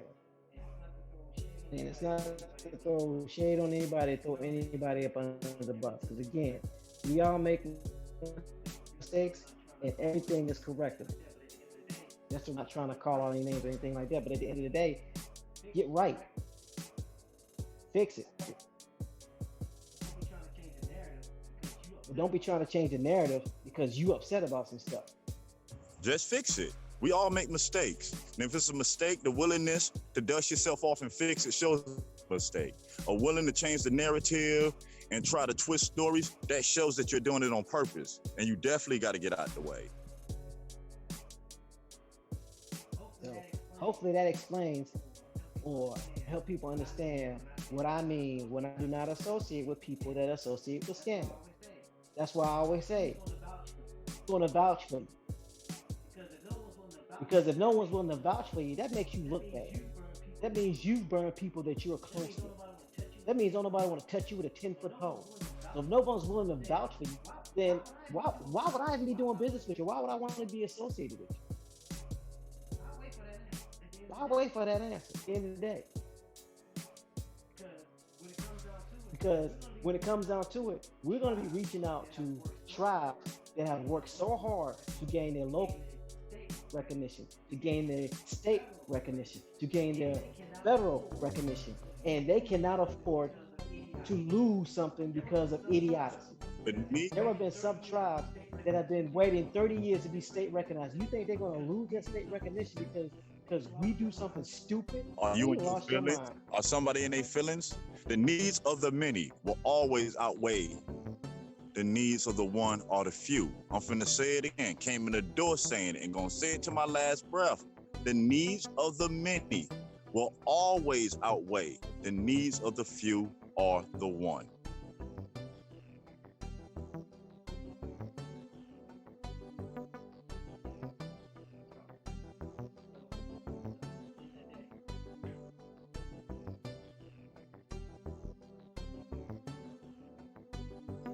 Oh, peace, Oak Cliff Tiff. Peace, Creek Running Water. David Corey. Anybody else I missed in the chat? Grand Rising.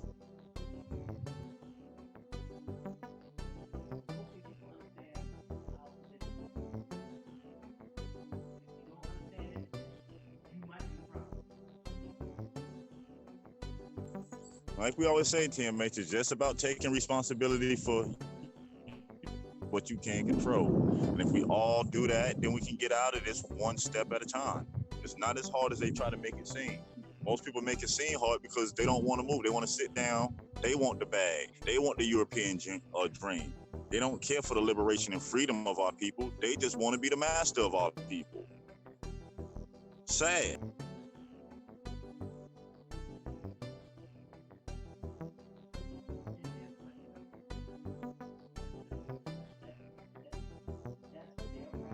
That's their problem, not mine. I'm not going to make somebody else's problem my problem. I'm not going to be trying to fix somebody else's ideology.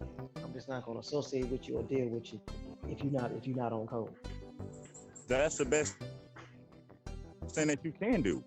We have to remember this. Whether it's right or wrong, people have the right to believe and follow what they want. And I'm, for one, I ain't arguing and wrestling with nobody. I'm not trying to beat nothing inside nobody's head. That's not our job. That's not our position. All we're supposed to do is present the info and design the mechanisms to help people. Those who are going to do it and want the help, going to come along. Those who don't, then oh well, you know what I'm saying? But we're not waiting. We have been waiting, like TMA said, you have tribes that have been waiting 30, 40, 50 years. And we're putting ourselves in a situation and creating leverage so we can do some real help. People talk about the 501c and how it's bad and this and that. But do they know majority of all tribes are nonprofit? Do they know that the companies that they're working for are either for profit or non-profit? See, that's the thing that burns me up. And again, I am not knocking people who got jobs. Why is the people who want to bang so hard on companies work for a company? You got a boss. Mm-hmm. That part I don't get. You knocking a 501c, or you knocking a corporation, or you knocking the United States, but you ain't turning that paycheck in. You ain't being self-sufficient. Or you're being self-sufficient off the backs of our brothers and sisters, but you're not going to negotiate with these devils, but you're going to take money from your own people. Mm-hmm. Come on, man. To me, worst of the worst. You're scared. Yeah. You're weak. Mm-hmm. If you so bad, go get that colonizer money. You bad, go get it. You a warrior, you an Indian, you real, go get it. Now they say go get the bag for them. Go get the bag from them and bring it back. But that's not what they want. They want the bag for themselves.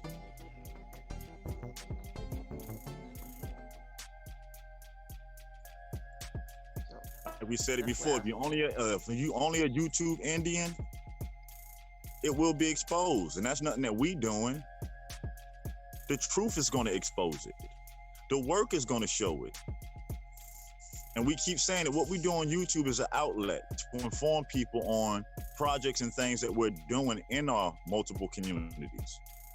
Right now, H2 is made up of people that don't even live around each other. Most of us live 4-5 states away, but it allows us to do work in multiple areas at one time. While simultaneously taking care of our community, while simultaneously working with the people that are to the left and to the right of us, while simultaneously helping people get their genealogy done where they live.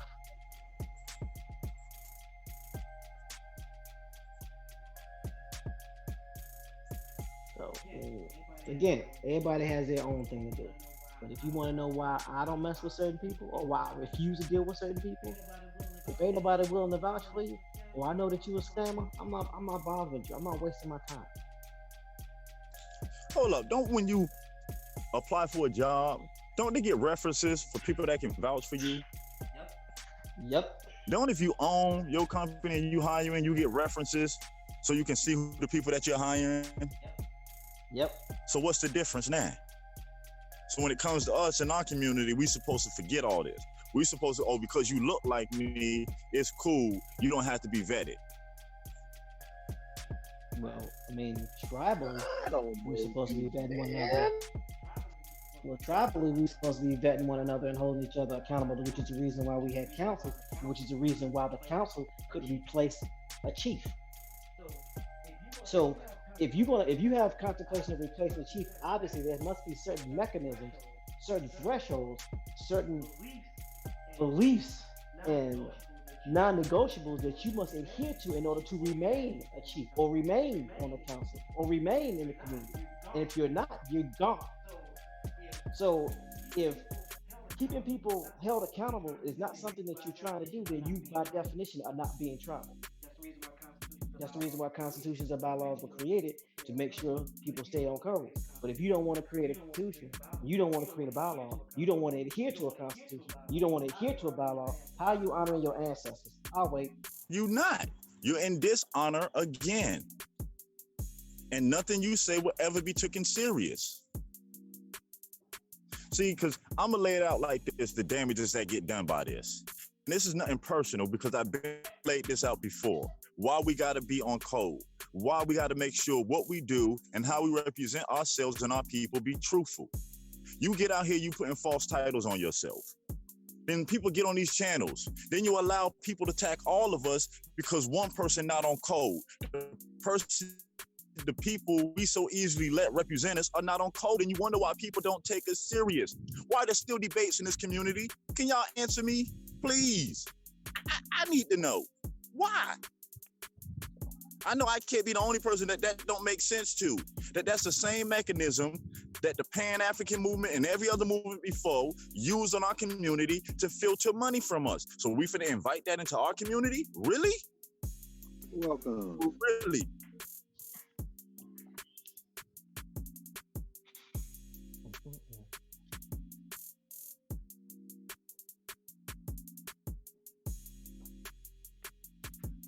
And it's so stupid, and I said it's stupid, because why are you debating with somebody to change their ideology? That's not our job. Our job is to work with the ones who share the same ideology. You can't change nobody's mind. We need this. People need to stop doing that. So what? Now you think you're the creator. You got the creator's power. That through a conversation, you can change somebody's mind. Change starts with self. All you can do is expose a person to the information. And in time, let them change to it. Because everybody not meant to take this ride. Some people will find Indian. I mean, some people will find African family, and we have somebody to help you with that too. So my job is not to tell somebody that everybody's an Indian. That ain't my job. My job is to encourage you to do your genealogy to find out who your people are. If they end up being Indian, great. If they end up being African, great. We're gonna help you regardless. But at the end of the day, my job is not to tell you who you are versus who you are not. That's not my job. That's not why I'm here. No.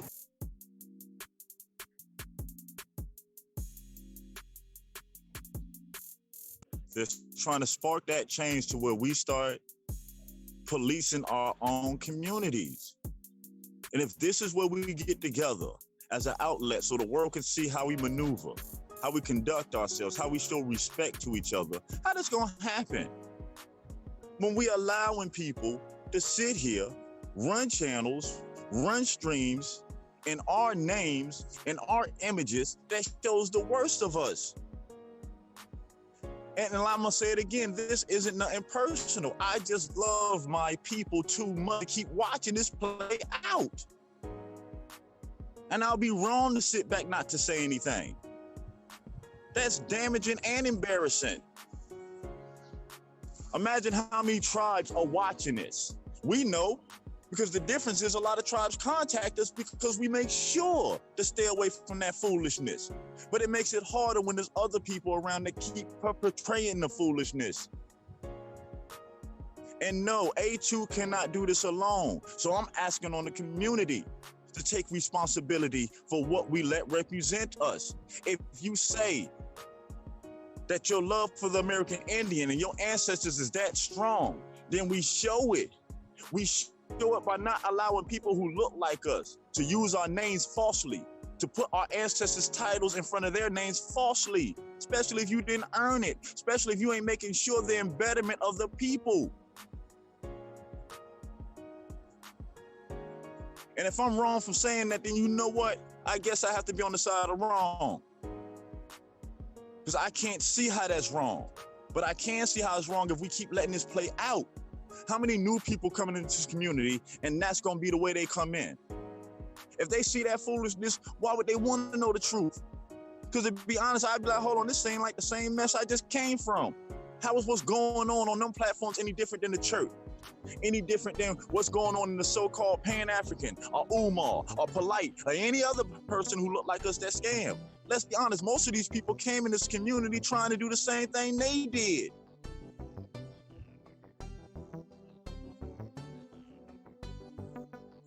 I'm done ranting. I relinquish the mic. It's all good, bro. At the end of the day, we just want to make sure people know exactly where we stand, what we're about, because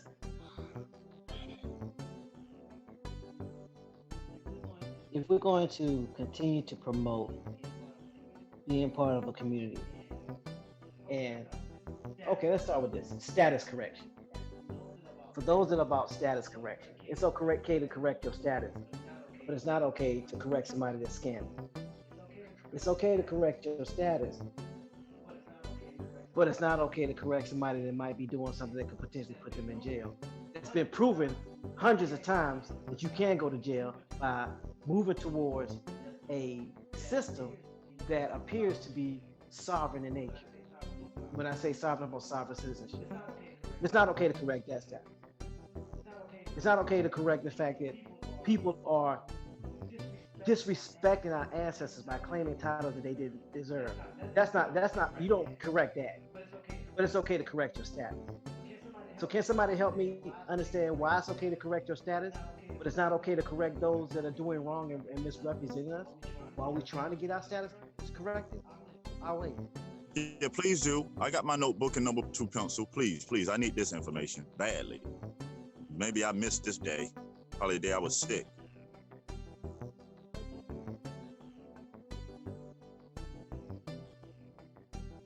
You're gonna pick and choose what you want to correct. Gag on a gnat and swallow an elephant, i.e., you'll correct me when I say something about black, but you won't correct me if I'm stealing tens of thousands of dollars out of our community. What kind of sense does that make?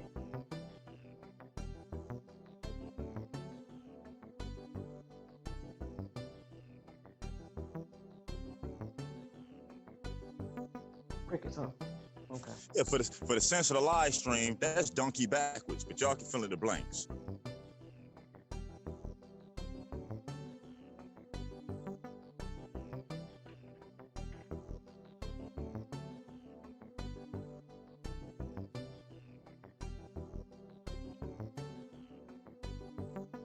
Free says, why a pencil and not a pen, Bones? What you about to erase? Now, that's just in case, I misquote something down, but I guess I didn't need that either. I ain't got no info still. I guess waiting on that info is waiting on to find out how these debates are going to put food on the table for the American Indians that's struggling now. Waiting on that is trying to find out how these debates are going to help 7 generations move forward. Waiting on that is trying to find out how debating anybody that don't think the way you think is a benefit in any shape, way, or form, unless you're trying to charge people to come to a stream or monetize a stream. I mean, come on, y'all, let's pay attention. Let's stop following for these traps. Notice that people create drama and how you come to the channel to get the most views possible on a monetized stream with drama. Ask yourself, who giving these people the invites to these channels? Ask yourself, who keep inviting them on their panels? They not sneaking their way on there. Anybody snuck their way on this panel yet? Oh, no. Only way to get here, you need an invite, right? So maybe we should start questioning, hold on, why is this foolishness wasting our time? And if they can't correct the foolishness, stop giving them your time. You can get money back, but you can never get time back.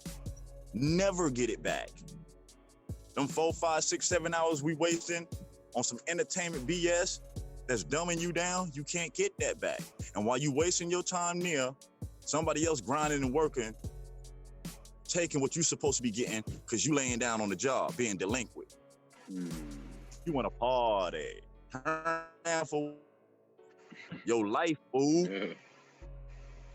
Cliff Tiff says, have y'all tried communication with these people or persons? Oh, Cliff Tiff, there's been numerous communications. There's been numerous back chats, conversations. I literally felt like I wasted 3 days of my life having communications with certain individuals. I wasted certain rights and certain wrongs, and verify and actually, working with people that are dishonorable. So to answer your question, yes, there's been numerous communications, and those communications are recorded. A whole week of trying to and that. No, man. Right.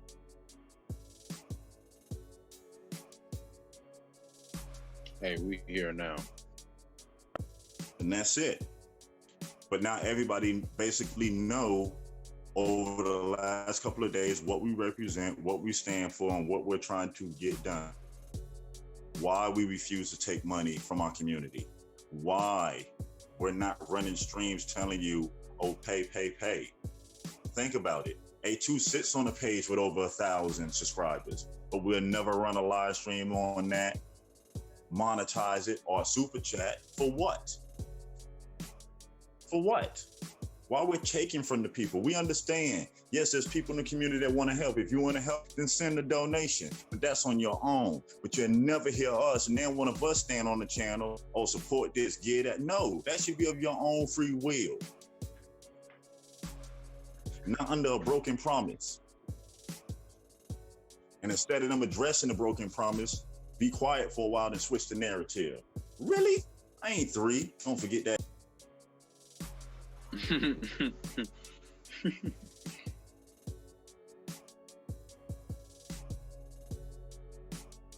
And again, it's nothing personal directed at nobody particular. It's directed at the whole community and anybody who fits in these standards. Anybody that fits that criteria, that's who it's directed to. Any of those hit dogs that holler, yes.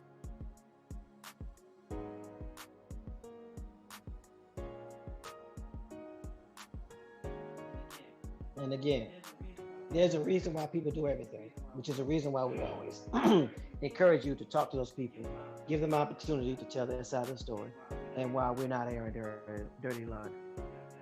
Because that you don't get anywhere like that. Yeah. And it's not a situation that's up for debate.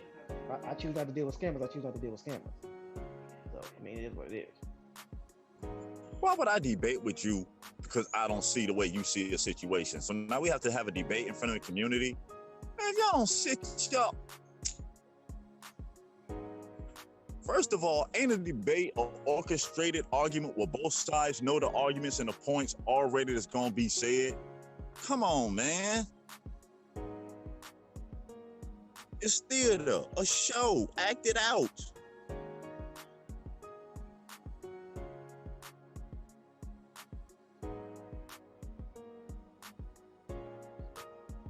You weren't supposed to know that.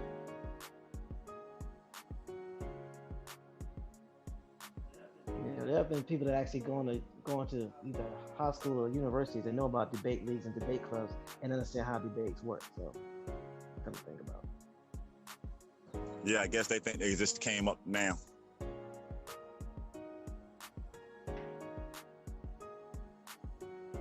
And then what's funny, arguing, debating with people on YouTube that outside of YouTube, nobody knows. Tell y'all something. Outside of YouTube, don't nobody know who no Sarnetta is, no Surasetti. These people don't exist.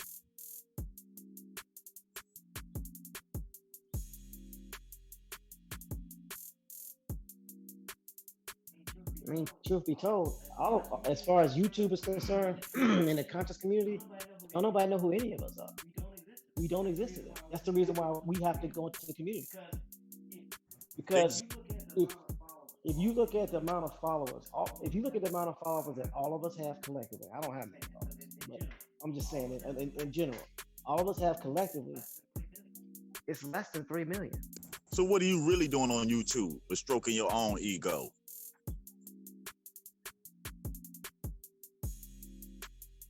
If your only mechanism is YouTube, you're pretending. And if you don't like it, oh well, that's facts.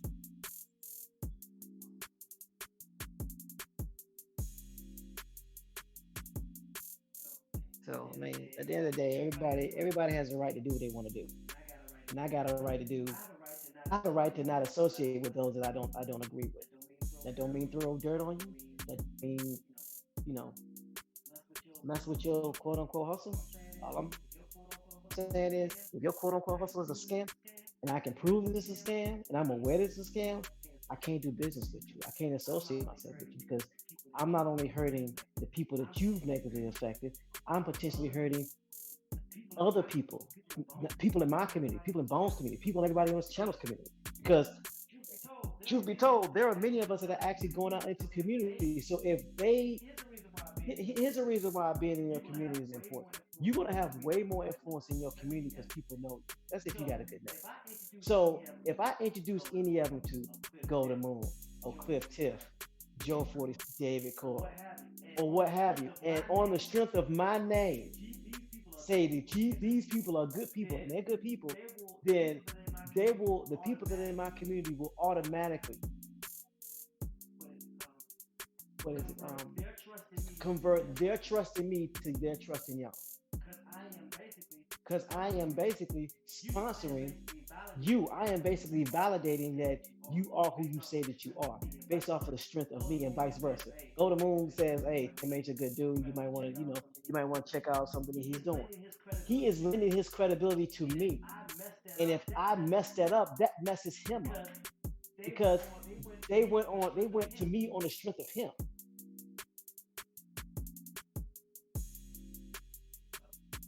So we gotta be very careful when we start doing something.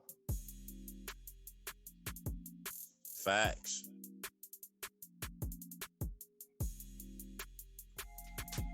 That's all we saying. Look at the bigger picture.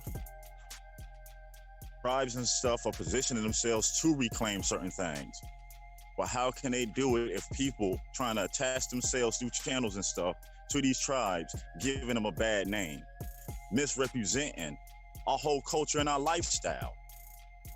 That's blatant disrespect. And we're in line of dishonor and disrespect because we allow it to play out. If you don't speak about the wrong, then you become the wrong. And you don't have to yell and scream. The easiest way to speak out against wrong, don't support it. It either goes away or gets right and get corrected. If it goes away, then good riddance, because that lets you know the intentions were never pure. What's meant to be will be. No one can.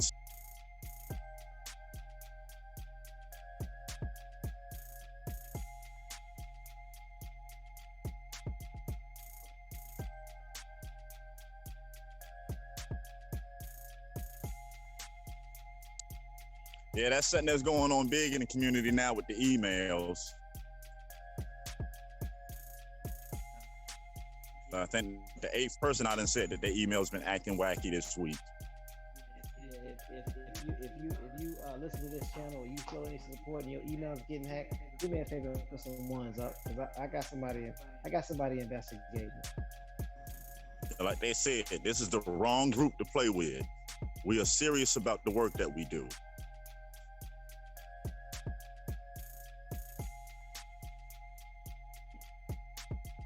Those of you who know nonprofits, this is designed for us not to make a profit. We don't benefit. We as a whole benefit. The tribes benefit. The American Indian benefits.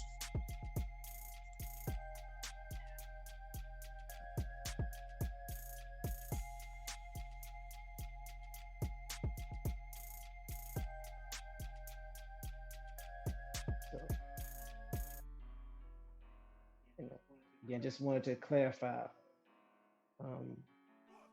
what we are about, what we stand for, who we're willing to help. Also confirm what we're not about. Also, not to allow other people to dictate the narrative about what we say when we say stuff. And here's the thing I want to continue to go on record on. If you ever hear that I said something about anybody, please do not hesitate to come to me.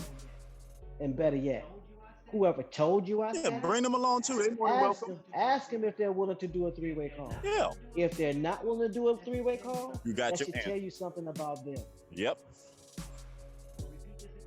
This again, if you ever hear or have ever heard that I said anything negative about anybody, I don't care who it is, come to me about it. But the first thing I would hope that you would do is ask them, are they willing to do a 3-way call and say it where I can hear what they said I said. If they're unwilling to do that, that should tell you something about them. That's some scammer action. He said, she said, but you're not man or woman enough to say that I said it, but you want to spread it. All day, every.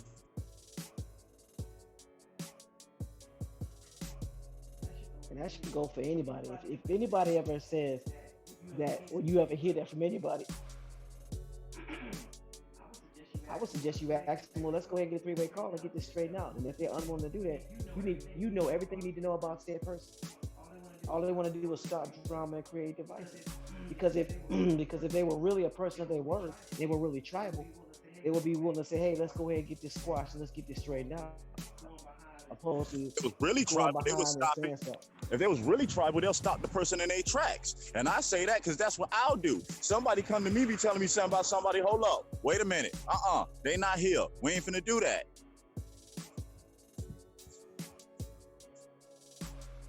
And what's sad is we all grown men and women, grown-ups on a lot of these channels acting worse than 5-year-olds. That's sad and pathetic.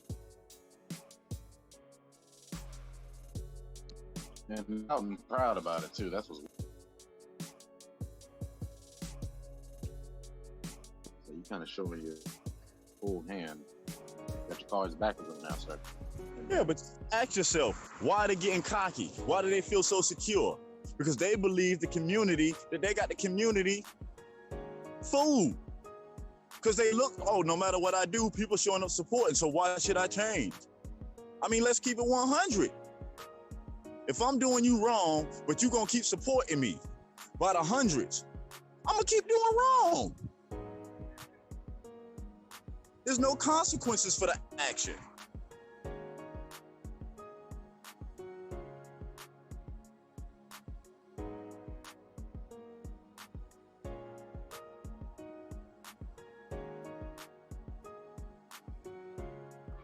It's time, and there's no better time than now. My relatives, we got this.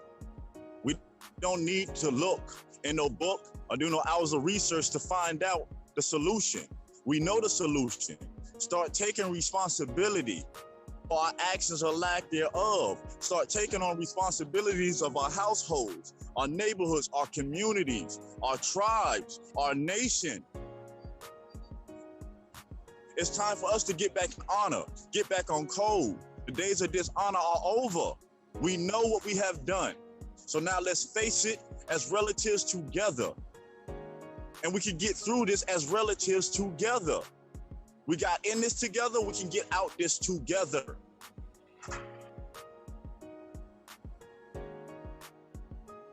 Everybody wasn't cool with the contracts. Everybody wasn't cool with the treaties. But the only way we can fix it is go back home, reunite our families, learn our tribal ways, our tribal history. So now we can understand these tribal treaties, which really are contracts of business between companies. And sit down and renegotiate.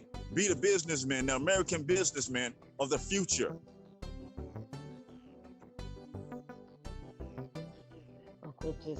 Clip said, I asked on live one time, what does it mean if your OIC flashes? I was told it's nothing. What's an OIC?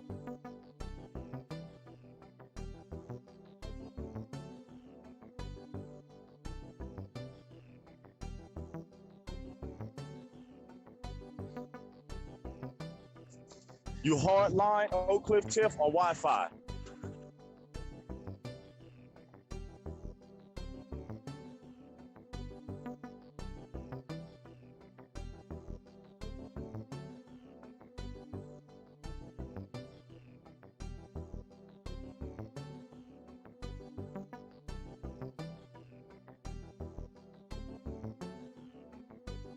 That's another reason why getting off this platform is important, because it limits what a person has to do.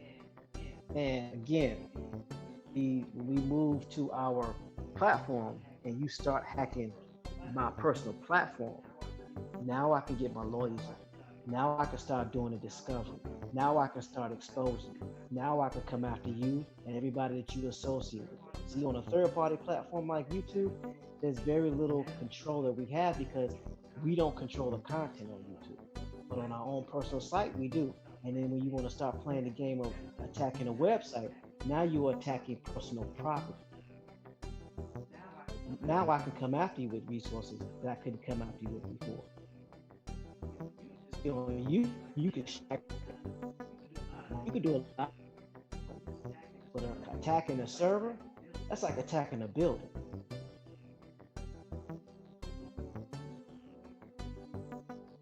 So just something to think about.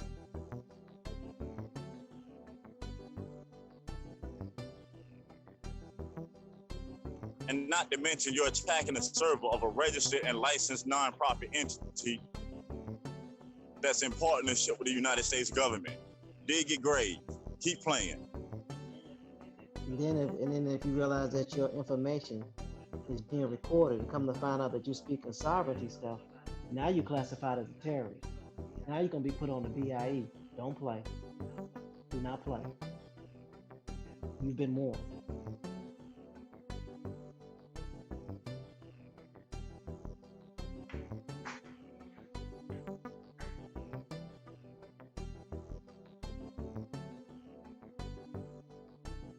So on that note,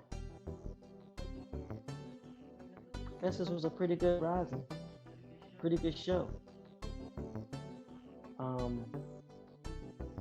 Bones, go ahead before we head out and tell everybody what you and Copper Indio found when I was digging with your hard hats and your flash and your lights last night, or up until this morning. And make sure you drop the link so people can access it.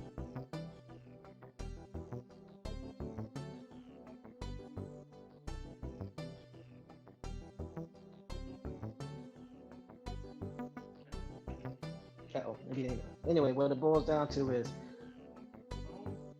Bones was doing some research because he was remembering a conversation that we were having about ships records, and he came across the National Archives ships records, 3 terabytes worth data of the ships, the cargo, the individuals, where they were from, where they were going, how they petitioned in certain countries to get over here, who, what, when, where, and why. Very detailed information. And it ties into what we do know about the tribes and how land was being bought and sold right up under certain tribes that didn't know what was going on. And it's another confirmation. And understand that these are not just archives from the United States. These are archives from countries all over the world that were sending ships to the then, colonies that were under English rule, eventually Great Britain, and then eventually the United States of America. So with that being said, it's 3 terabytes of information. So with the link was just posted, be mindful that a laptop that's brand new would normally have a terabyte to a terabyte and a half. So as you're downloading this, be mindful that it can slow your device down. What I would suggest, and this is merely a suggestion, is you get a terabyte hard drive and download it independently. That way it will not mess up your device and bog it down, because now your memory is gone.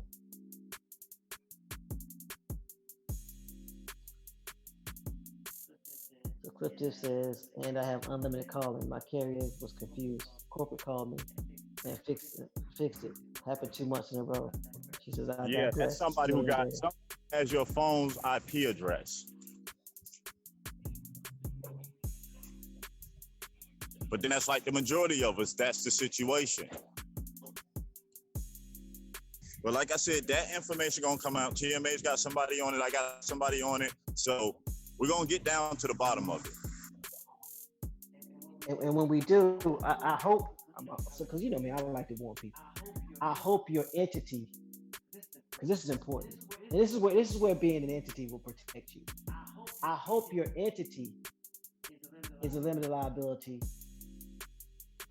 from the standpoint of it's going to limit the liability from you personally and anybody that you associated with. Because if it's not only are you putting yourself in danger, you're putting your family in danger. Meaning that the entity that you have set up does not limit the liability to just you. Everybody that you could potentially be a partner with can have a discovery ran on. I'm gonna say that again. People months ago, we want them months ago.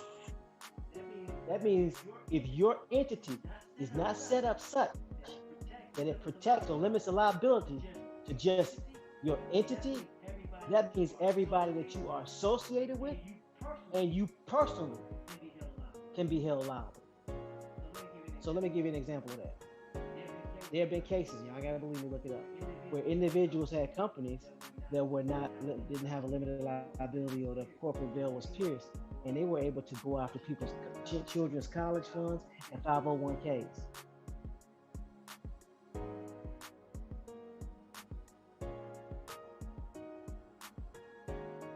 So, just a friendly warning. Not digress. Yeah, in Oakland, and people asking how that happens with the phone thing, because I guess a lot of people digital devices been acting weird lately. It's simple. And it's not, I'm gonna say it like this.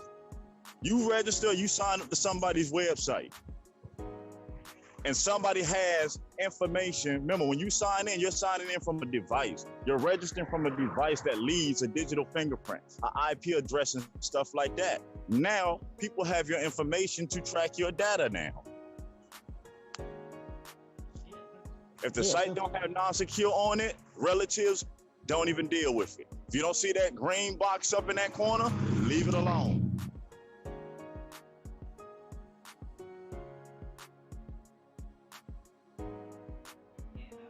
Again, I don't, it's a situation I'm not going to do speculation, but in due time, the information, the truth will come out. And when it comes out, it's going to be interesting. I hope it's some outside entities. I really do. What I mean by that, I hope it's not aboriginals trying to be petty.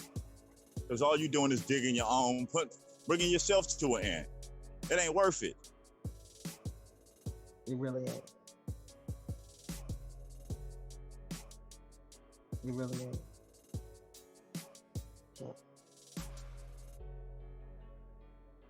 And let them know what we think about it. How many attacks and how many slanders of what we do and our names and stuff constantly come out.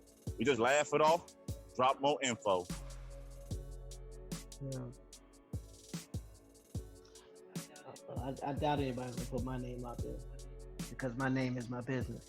If you put my name out there, that means you liable under slander, which means if it's going to affect my income, I can come after you, which basically means I can do a discovery, find out. A2 sits on the corner, give it to them, but they don't want it.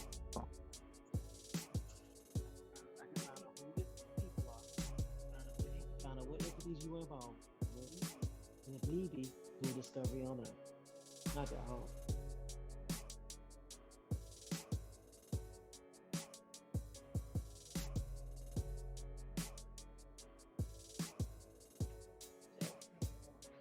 Just a friendly warning.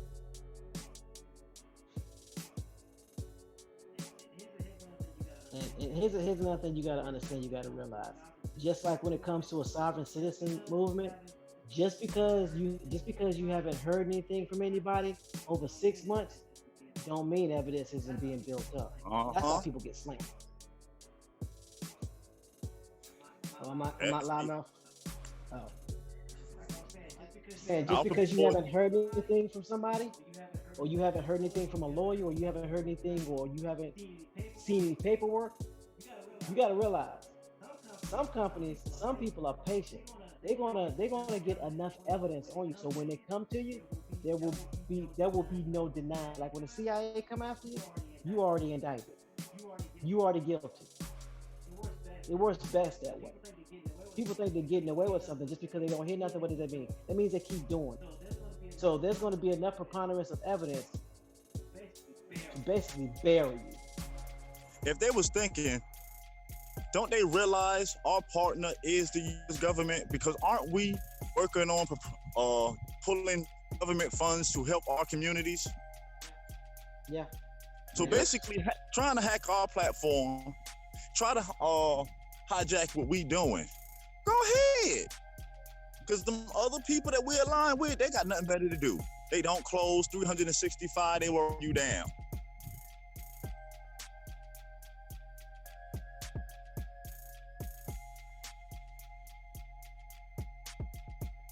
Just a friendly warning. Yeah, we don't sit here and talk about business, talk about nonprofits, talk about how to get government finances just to be talking. Everything we speak about are things that we're doing in real time at a Tontinus Assembly. If we speak about it, it's because we have knowledge of it and we're doing it.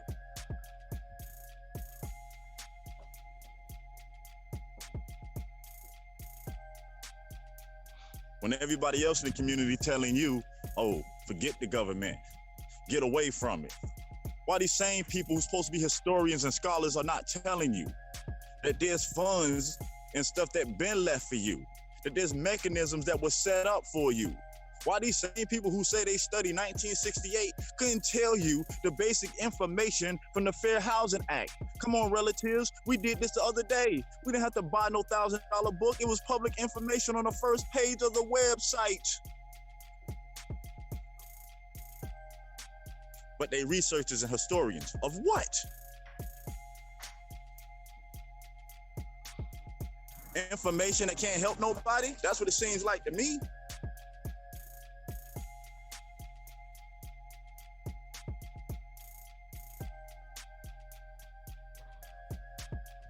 The action speaks so loudly, I cannot hear a word you are saying. So what are your actions saying? Look at what people do. Do not listen to what they say. What are they showing you? How are they moving? Who are they aligning with? Who are they uniting with?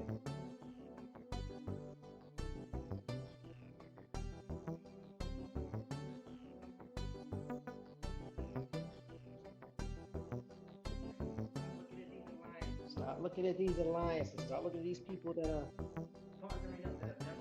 partnering up that have never partnered up before. People do stuff for a reason, not for a season.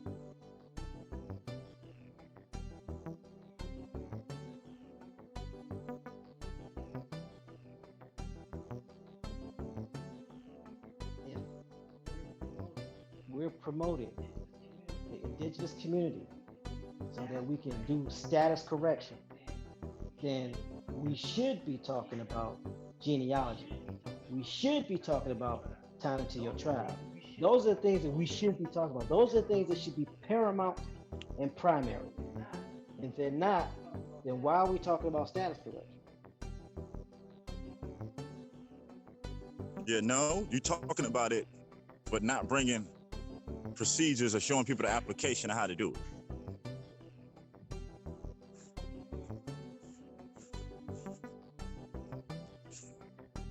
Genealogy is the key, but no, we're going to talk about history. Not even recent history. We're going to go way back to pyramids. Man. You know, that's debate stuff. So that's for those that like to debate. That's cool. That's not gonna help the Indians on reservation. That's not gonna help the Indians that's waiting for their people to come home. Oh, you just hit it right on the head. A lot of these people don't care about their brothers and sisters on the reservation because they don't believe it's their brothers and sisters. But also, they never took the time out to go to a reservation or want to tell you about one, want to tell you who's going to accept you and who not going to accept you. We've been saying it for the longest. You want to go to a reservation, contact them and plan a visit. It's that easy. Yep. Matter of fact, Copper India is going to be going to one this weekend. Yep. Oh, and we dropping them chief interviews since all these people think that you can be a self-proclaimed chief. And we've been asking these people, please record a chief telling us it's okay for you to do that. Well, don't worry, we got you. Yeah, I think one of the main questions should be to ask a chief, how does he feel about people who call themselves chiefs and don't have a tribe? I'm interested to know what a real chief would say about that. My brother, you know, me and you and a couple of us know what's finna go down. It ain't gonna be pretty. Since there seem to be some people who are part of tribes that will refuse to do that, but they support that. So I'm gonna get the questions answered for y'all. So some people don't seem to have enough bravery to do it. All these YouTube chiefs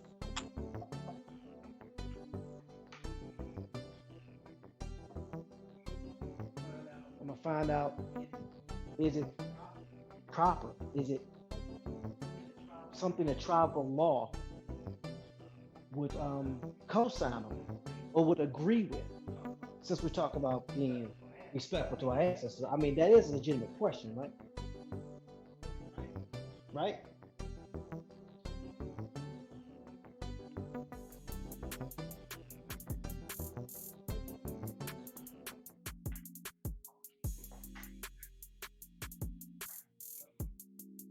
So, David Court says, is there a way to find your name? David, what do you mean, is there a way to find your name? You talking about the name of an individual that's under a like a YouTube name or email name?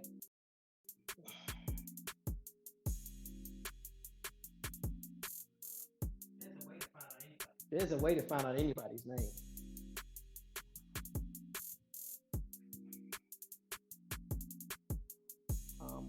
What is that? What act is that promotes snitching on people? I can't remember the name of it. What's that? What's the act that you always talk about, Bones? Oh, the Patriot Act that people don't. Patriot Act. Yeah, that Yeah, tell the Patriot Act. Let them keep playing. Yeah, the Patriot Act. They have the powers that be under the Patriot Act. I don't care whether you're a sovereign or not, whether you're taking your name out the system or not. If you have a cell phone, if you have a Google account, your real name is attached to it. And if it's in your mother's name, your girlfriend's name, your wife's name, your husband's name, your boyfriend's name, your name is somewhere attached to it.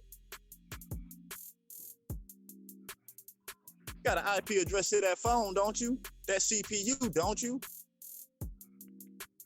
Yeah. Oh, you work, you got a job, bank accounts, debit cards, credit cards, really? But you're getting out of the system. Man, stop playing. You so far in the system, you breathe it when you talk. Oh, Joe 47 says talking about looking for someone in Google Hangouts. 9 times out of 10, the way that works is you can look for people on Google Hangouts. In order to be a part of a Hangouts that's in existence, you have to get an invite.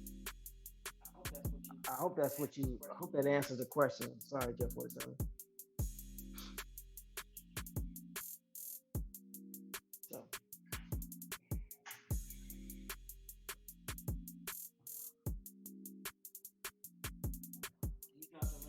Can you drop the link in the chat one more time, Bones, before we head out, so people can have it? Remember, it's 3 terabytes of information dealing with ships' records. And these are ships from all over the world coming to the United States with pertinent information. When, where, and why. And for the most part, we haven't seen any from Africa. That don't mean there aren't any. We just haven't seen any as of yet.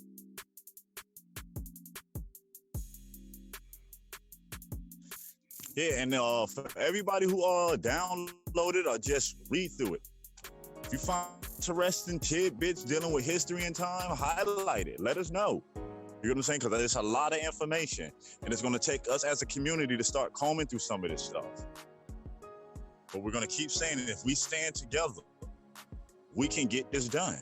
We hold each other accountable and hold ourselves accountable. We can get this done. Mm-hmm.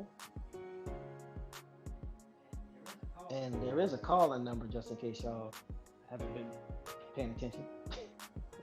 Yes, it is. So any show, you got information you want to share, or research you've been doing, you can call in. But we will say, keep it respectable and keep it on code for what it is that you're doing. If you do not support or see the direction that we're going, that's cool. We can agree to disagree. But what we're not going to do is waste our community's time by thinking you can come to this channel and debate in the chat or debate on the stream. That's not going to happen here. You're wasting your time. You'll get booted so fast. Yeah, because if I'm not gonna let somebody come in my house with muddy shoes on and rub their feet on my carpet, I'm not gonna let you come into this chat and rub your muddy shoes on this carpet. So, thank you for what it's worth. You be respectable, we'll be respectful. You be disrespectful, you get booted. It's just as simple as that. Ain't nothing changed, just the shoes.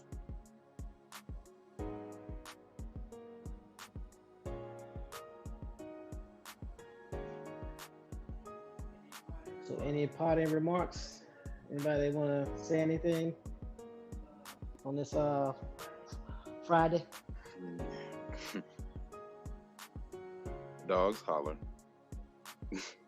Email us at unconsciousassembly@gmail.com if you have any questions. Check out the website, www.unconsciousassembly.com. Have a great weekend. To add on to that, those who are doing genealogy that need help, as long as you have started the work and you're getting stuck, then we can help you. But you have to start the work. You can't expect somebody to help you do your genealogy and you're just handing them your name with nothing done. At least try to come up with as much information as possible so that we can speed up the process. If a person has to get the information and start from scratch with basic things that you can do for yourself, it holds the process up for everyone. So just wanted to add that in. And don't forget, there's also 50 free websites at autonomousassembly.com. If you need help starting, 50 free websites, never a charge.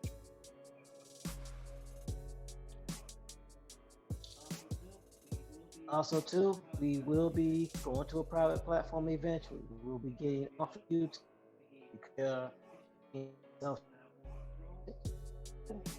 So that means when people attack, we have a better recourse or response. And it's going to be a lot swifter. For those of us who are promoting this Indian lifestyle, please continue to do your genealogy. Please continue to tie to your tribes. Please continue to help your community the same. And then once you find your tribe, let us know. And not only will we help you, but we will help your tribe.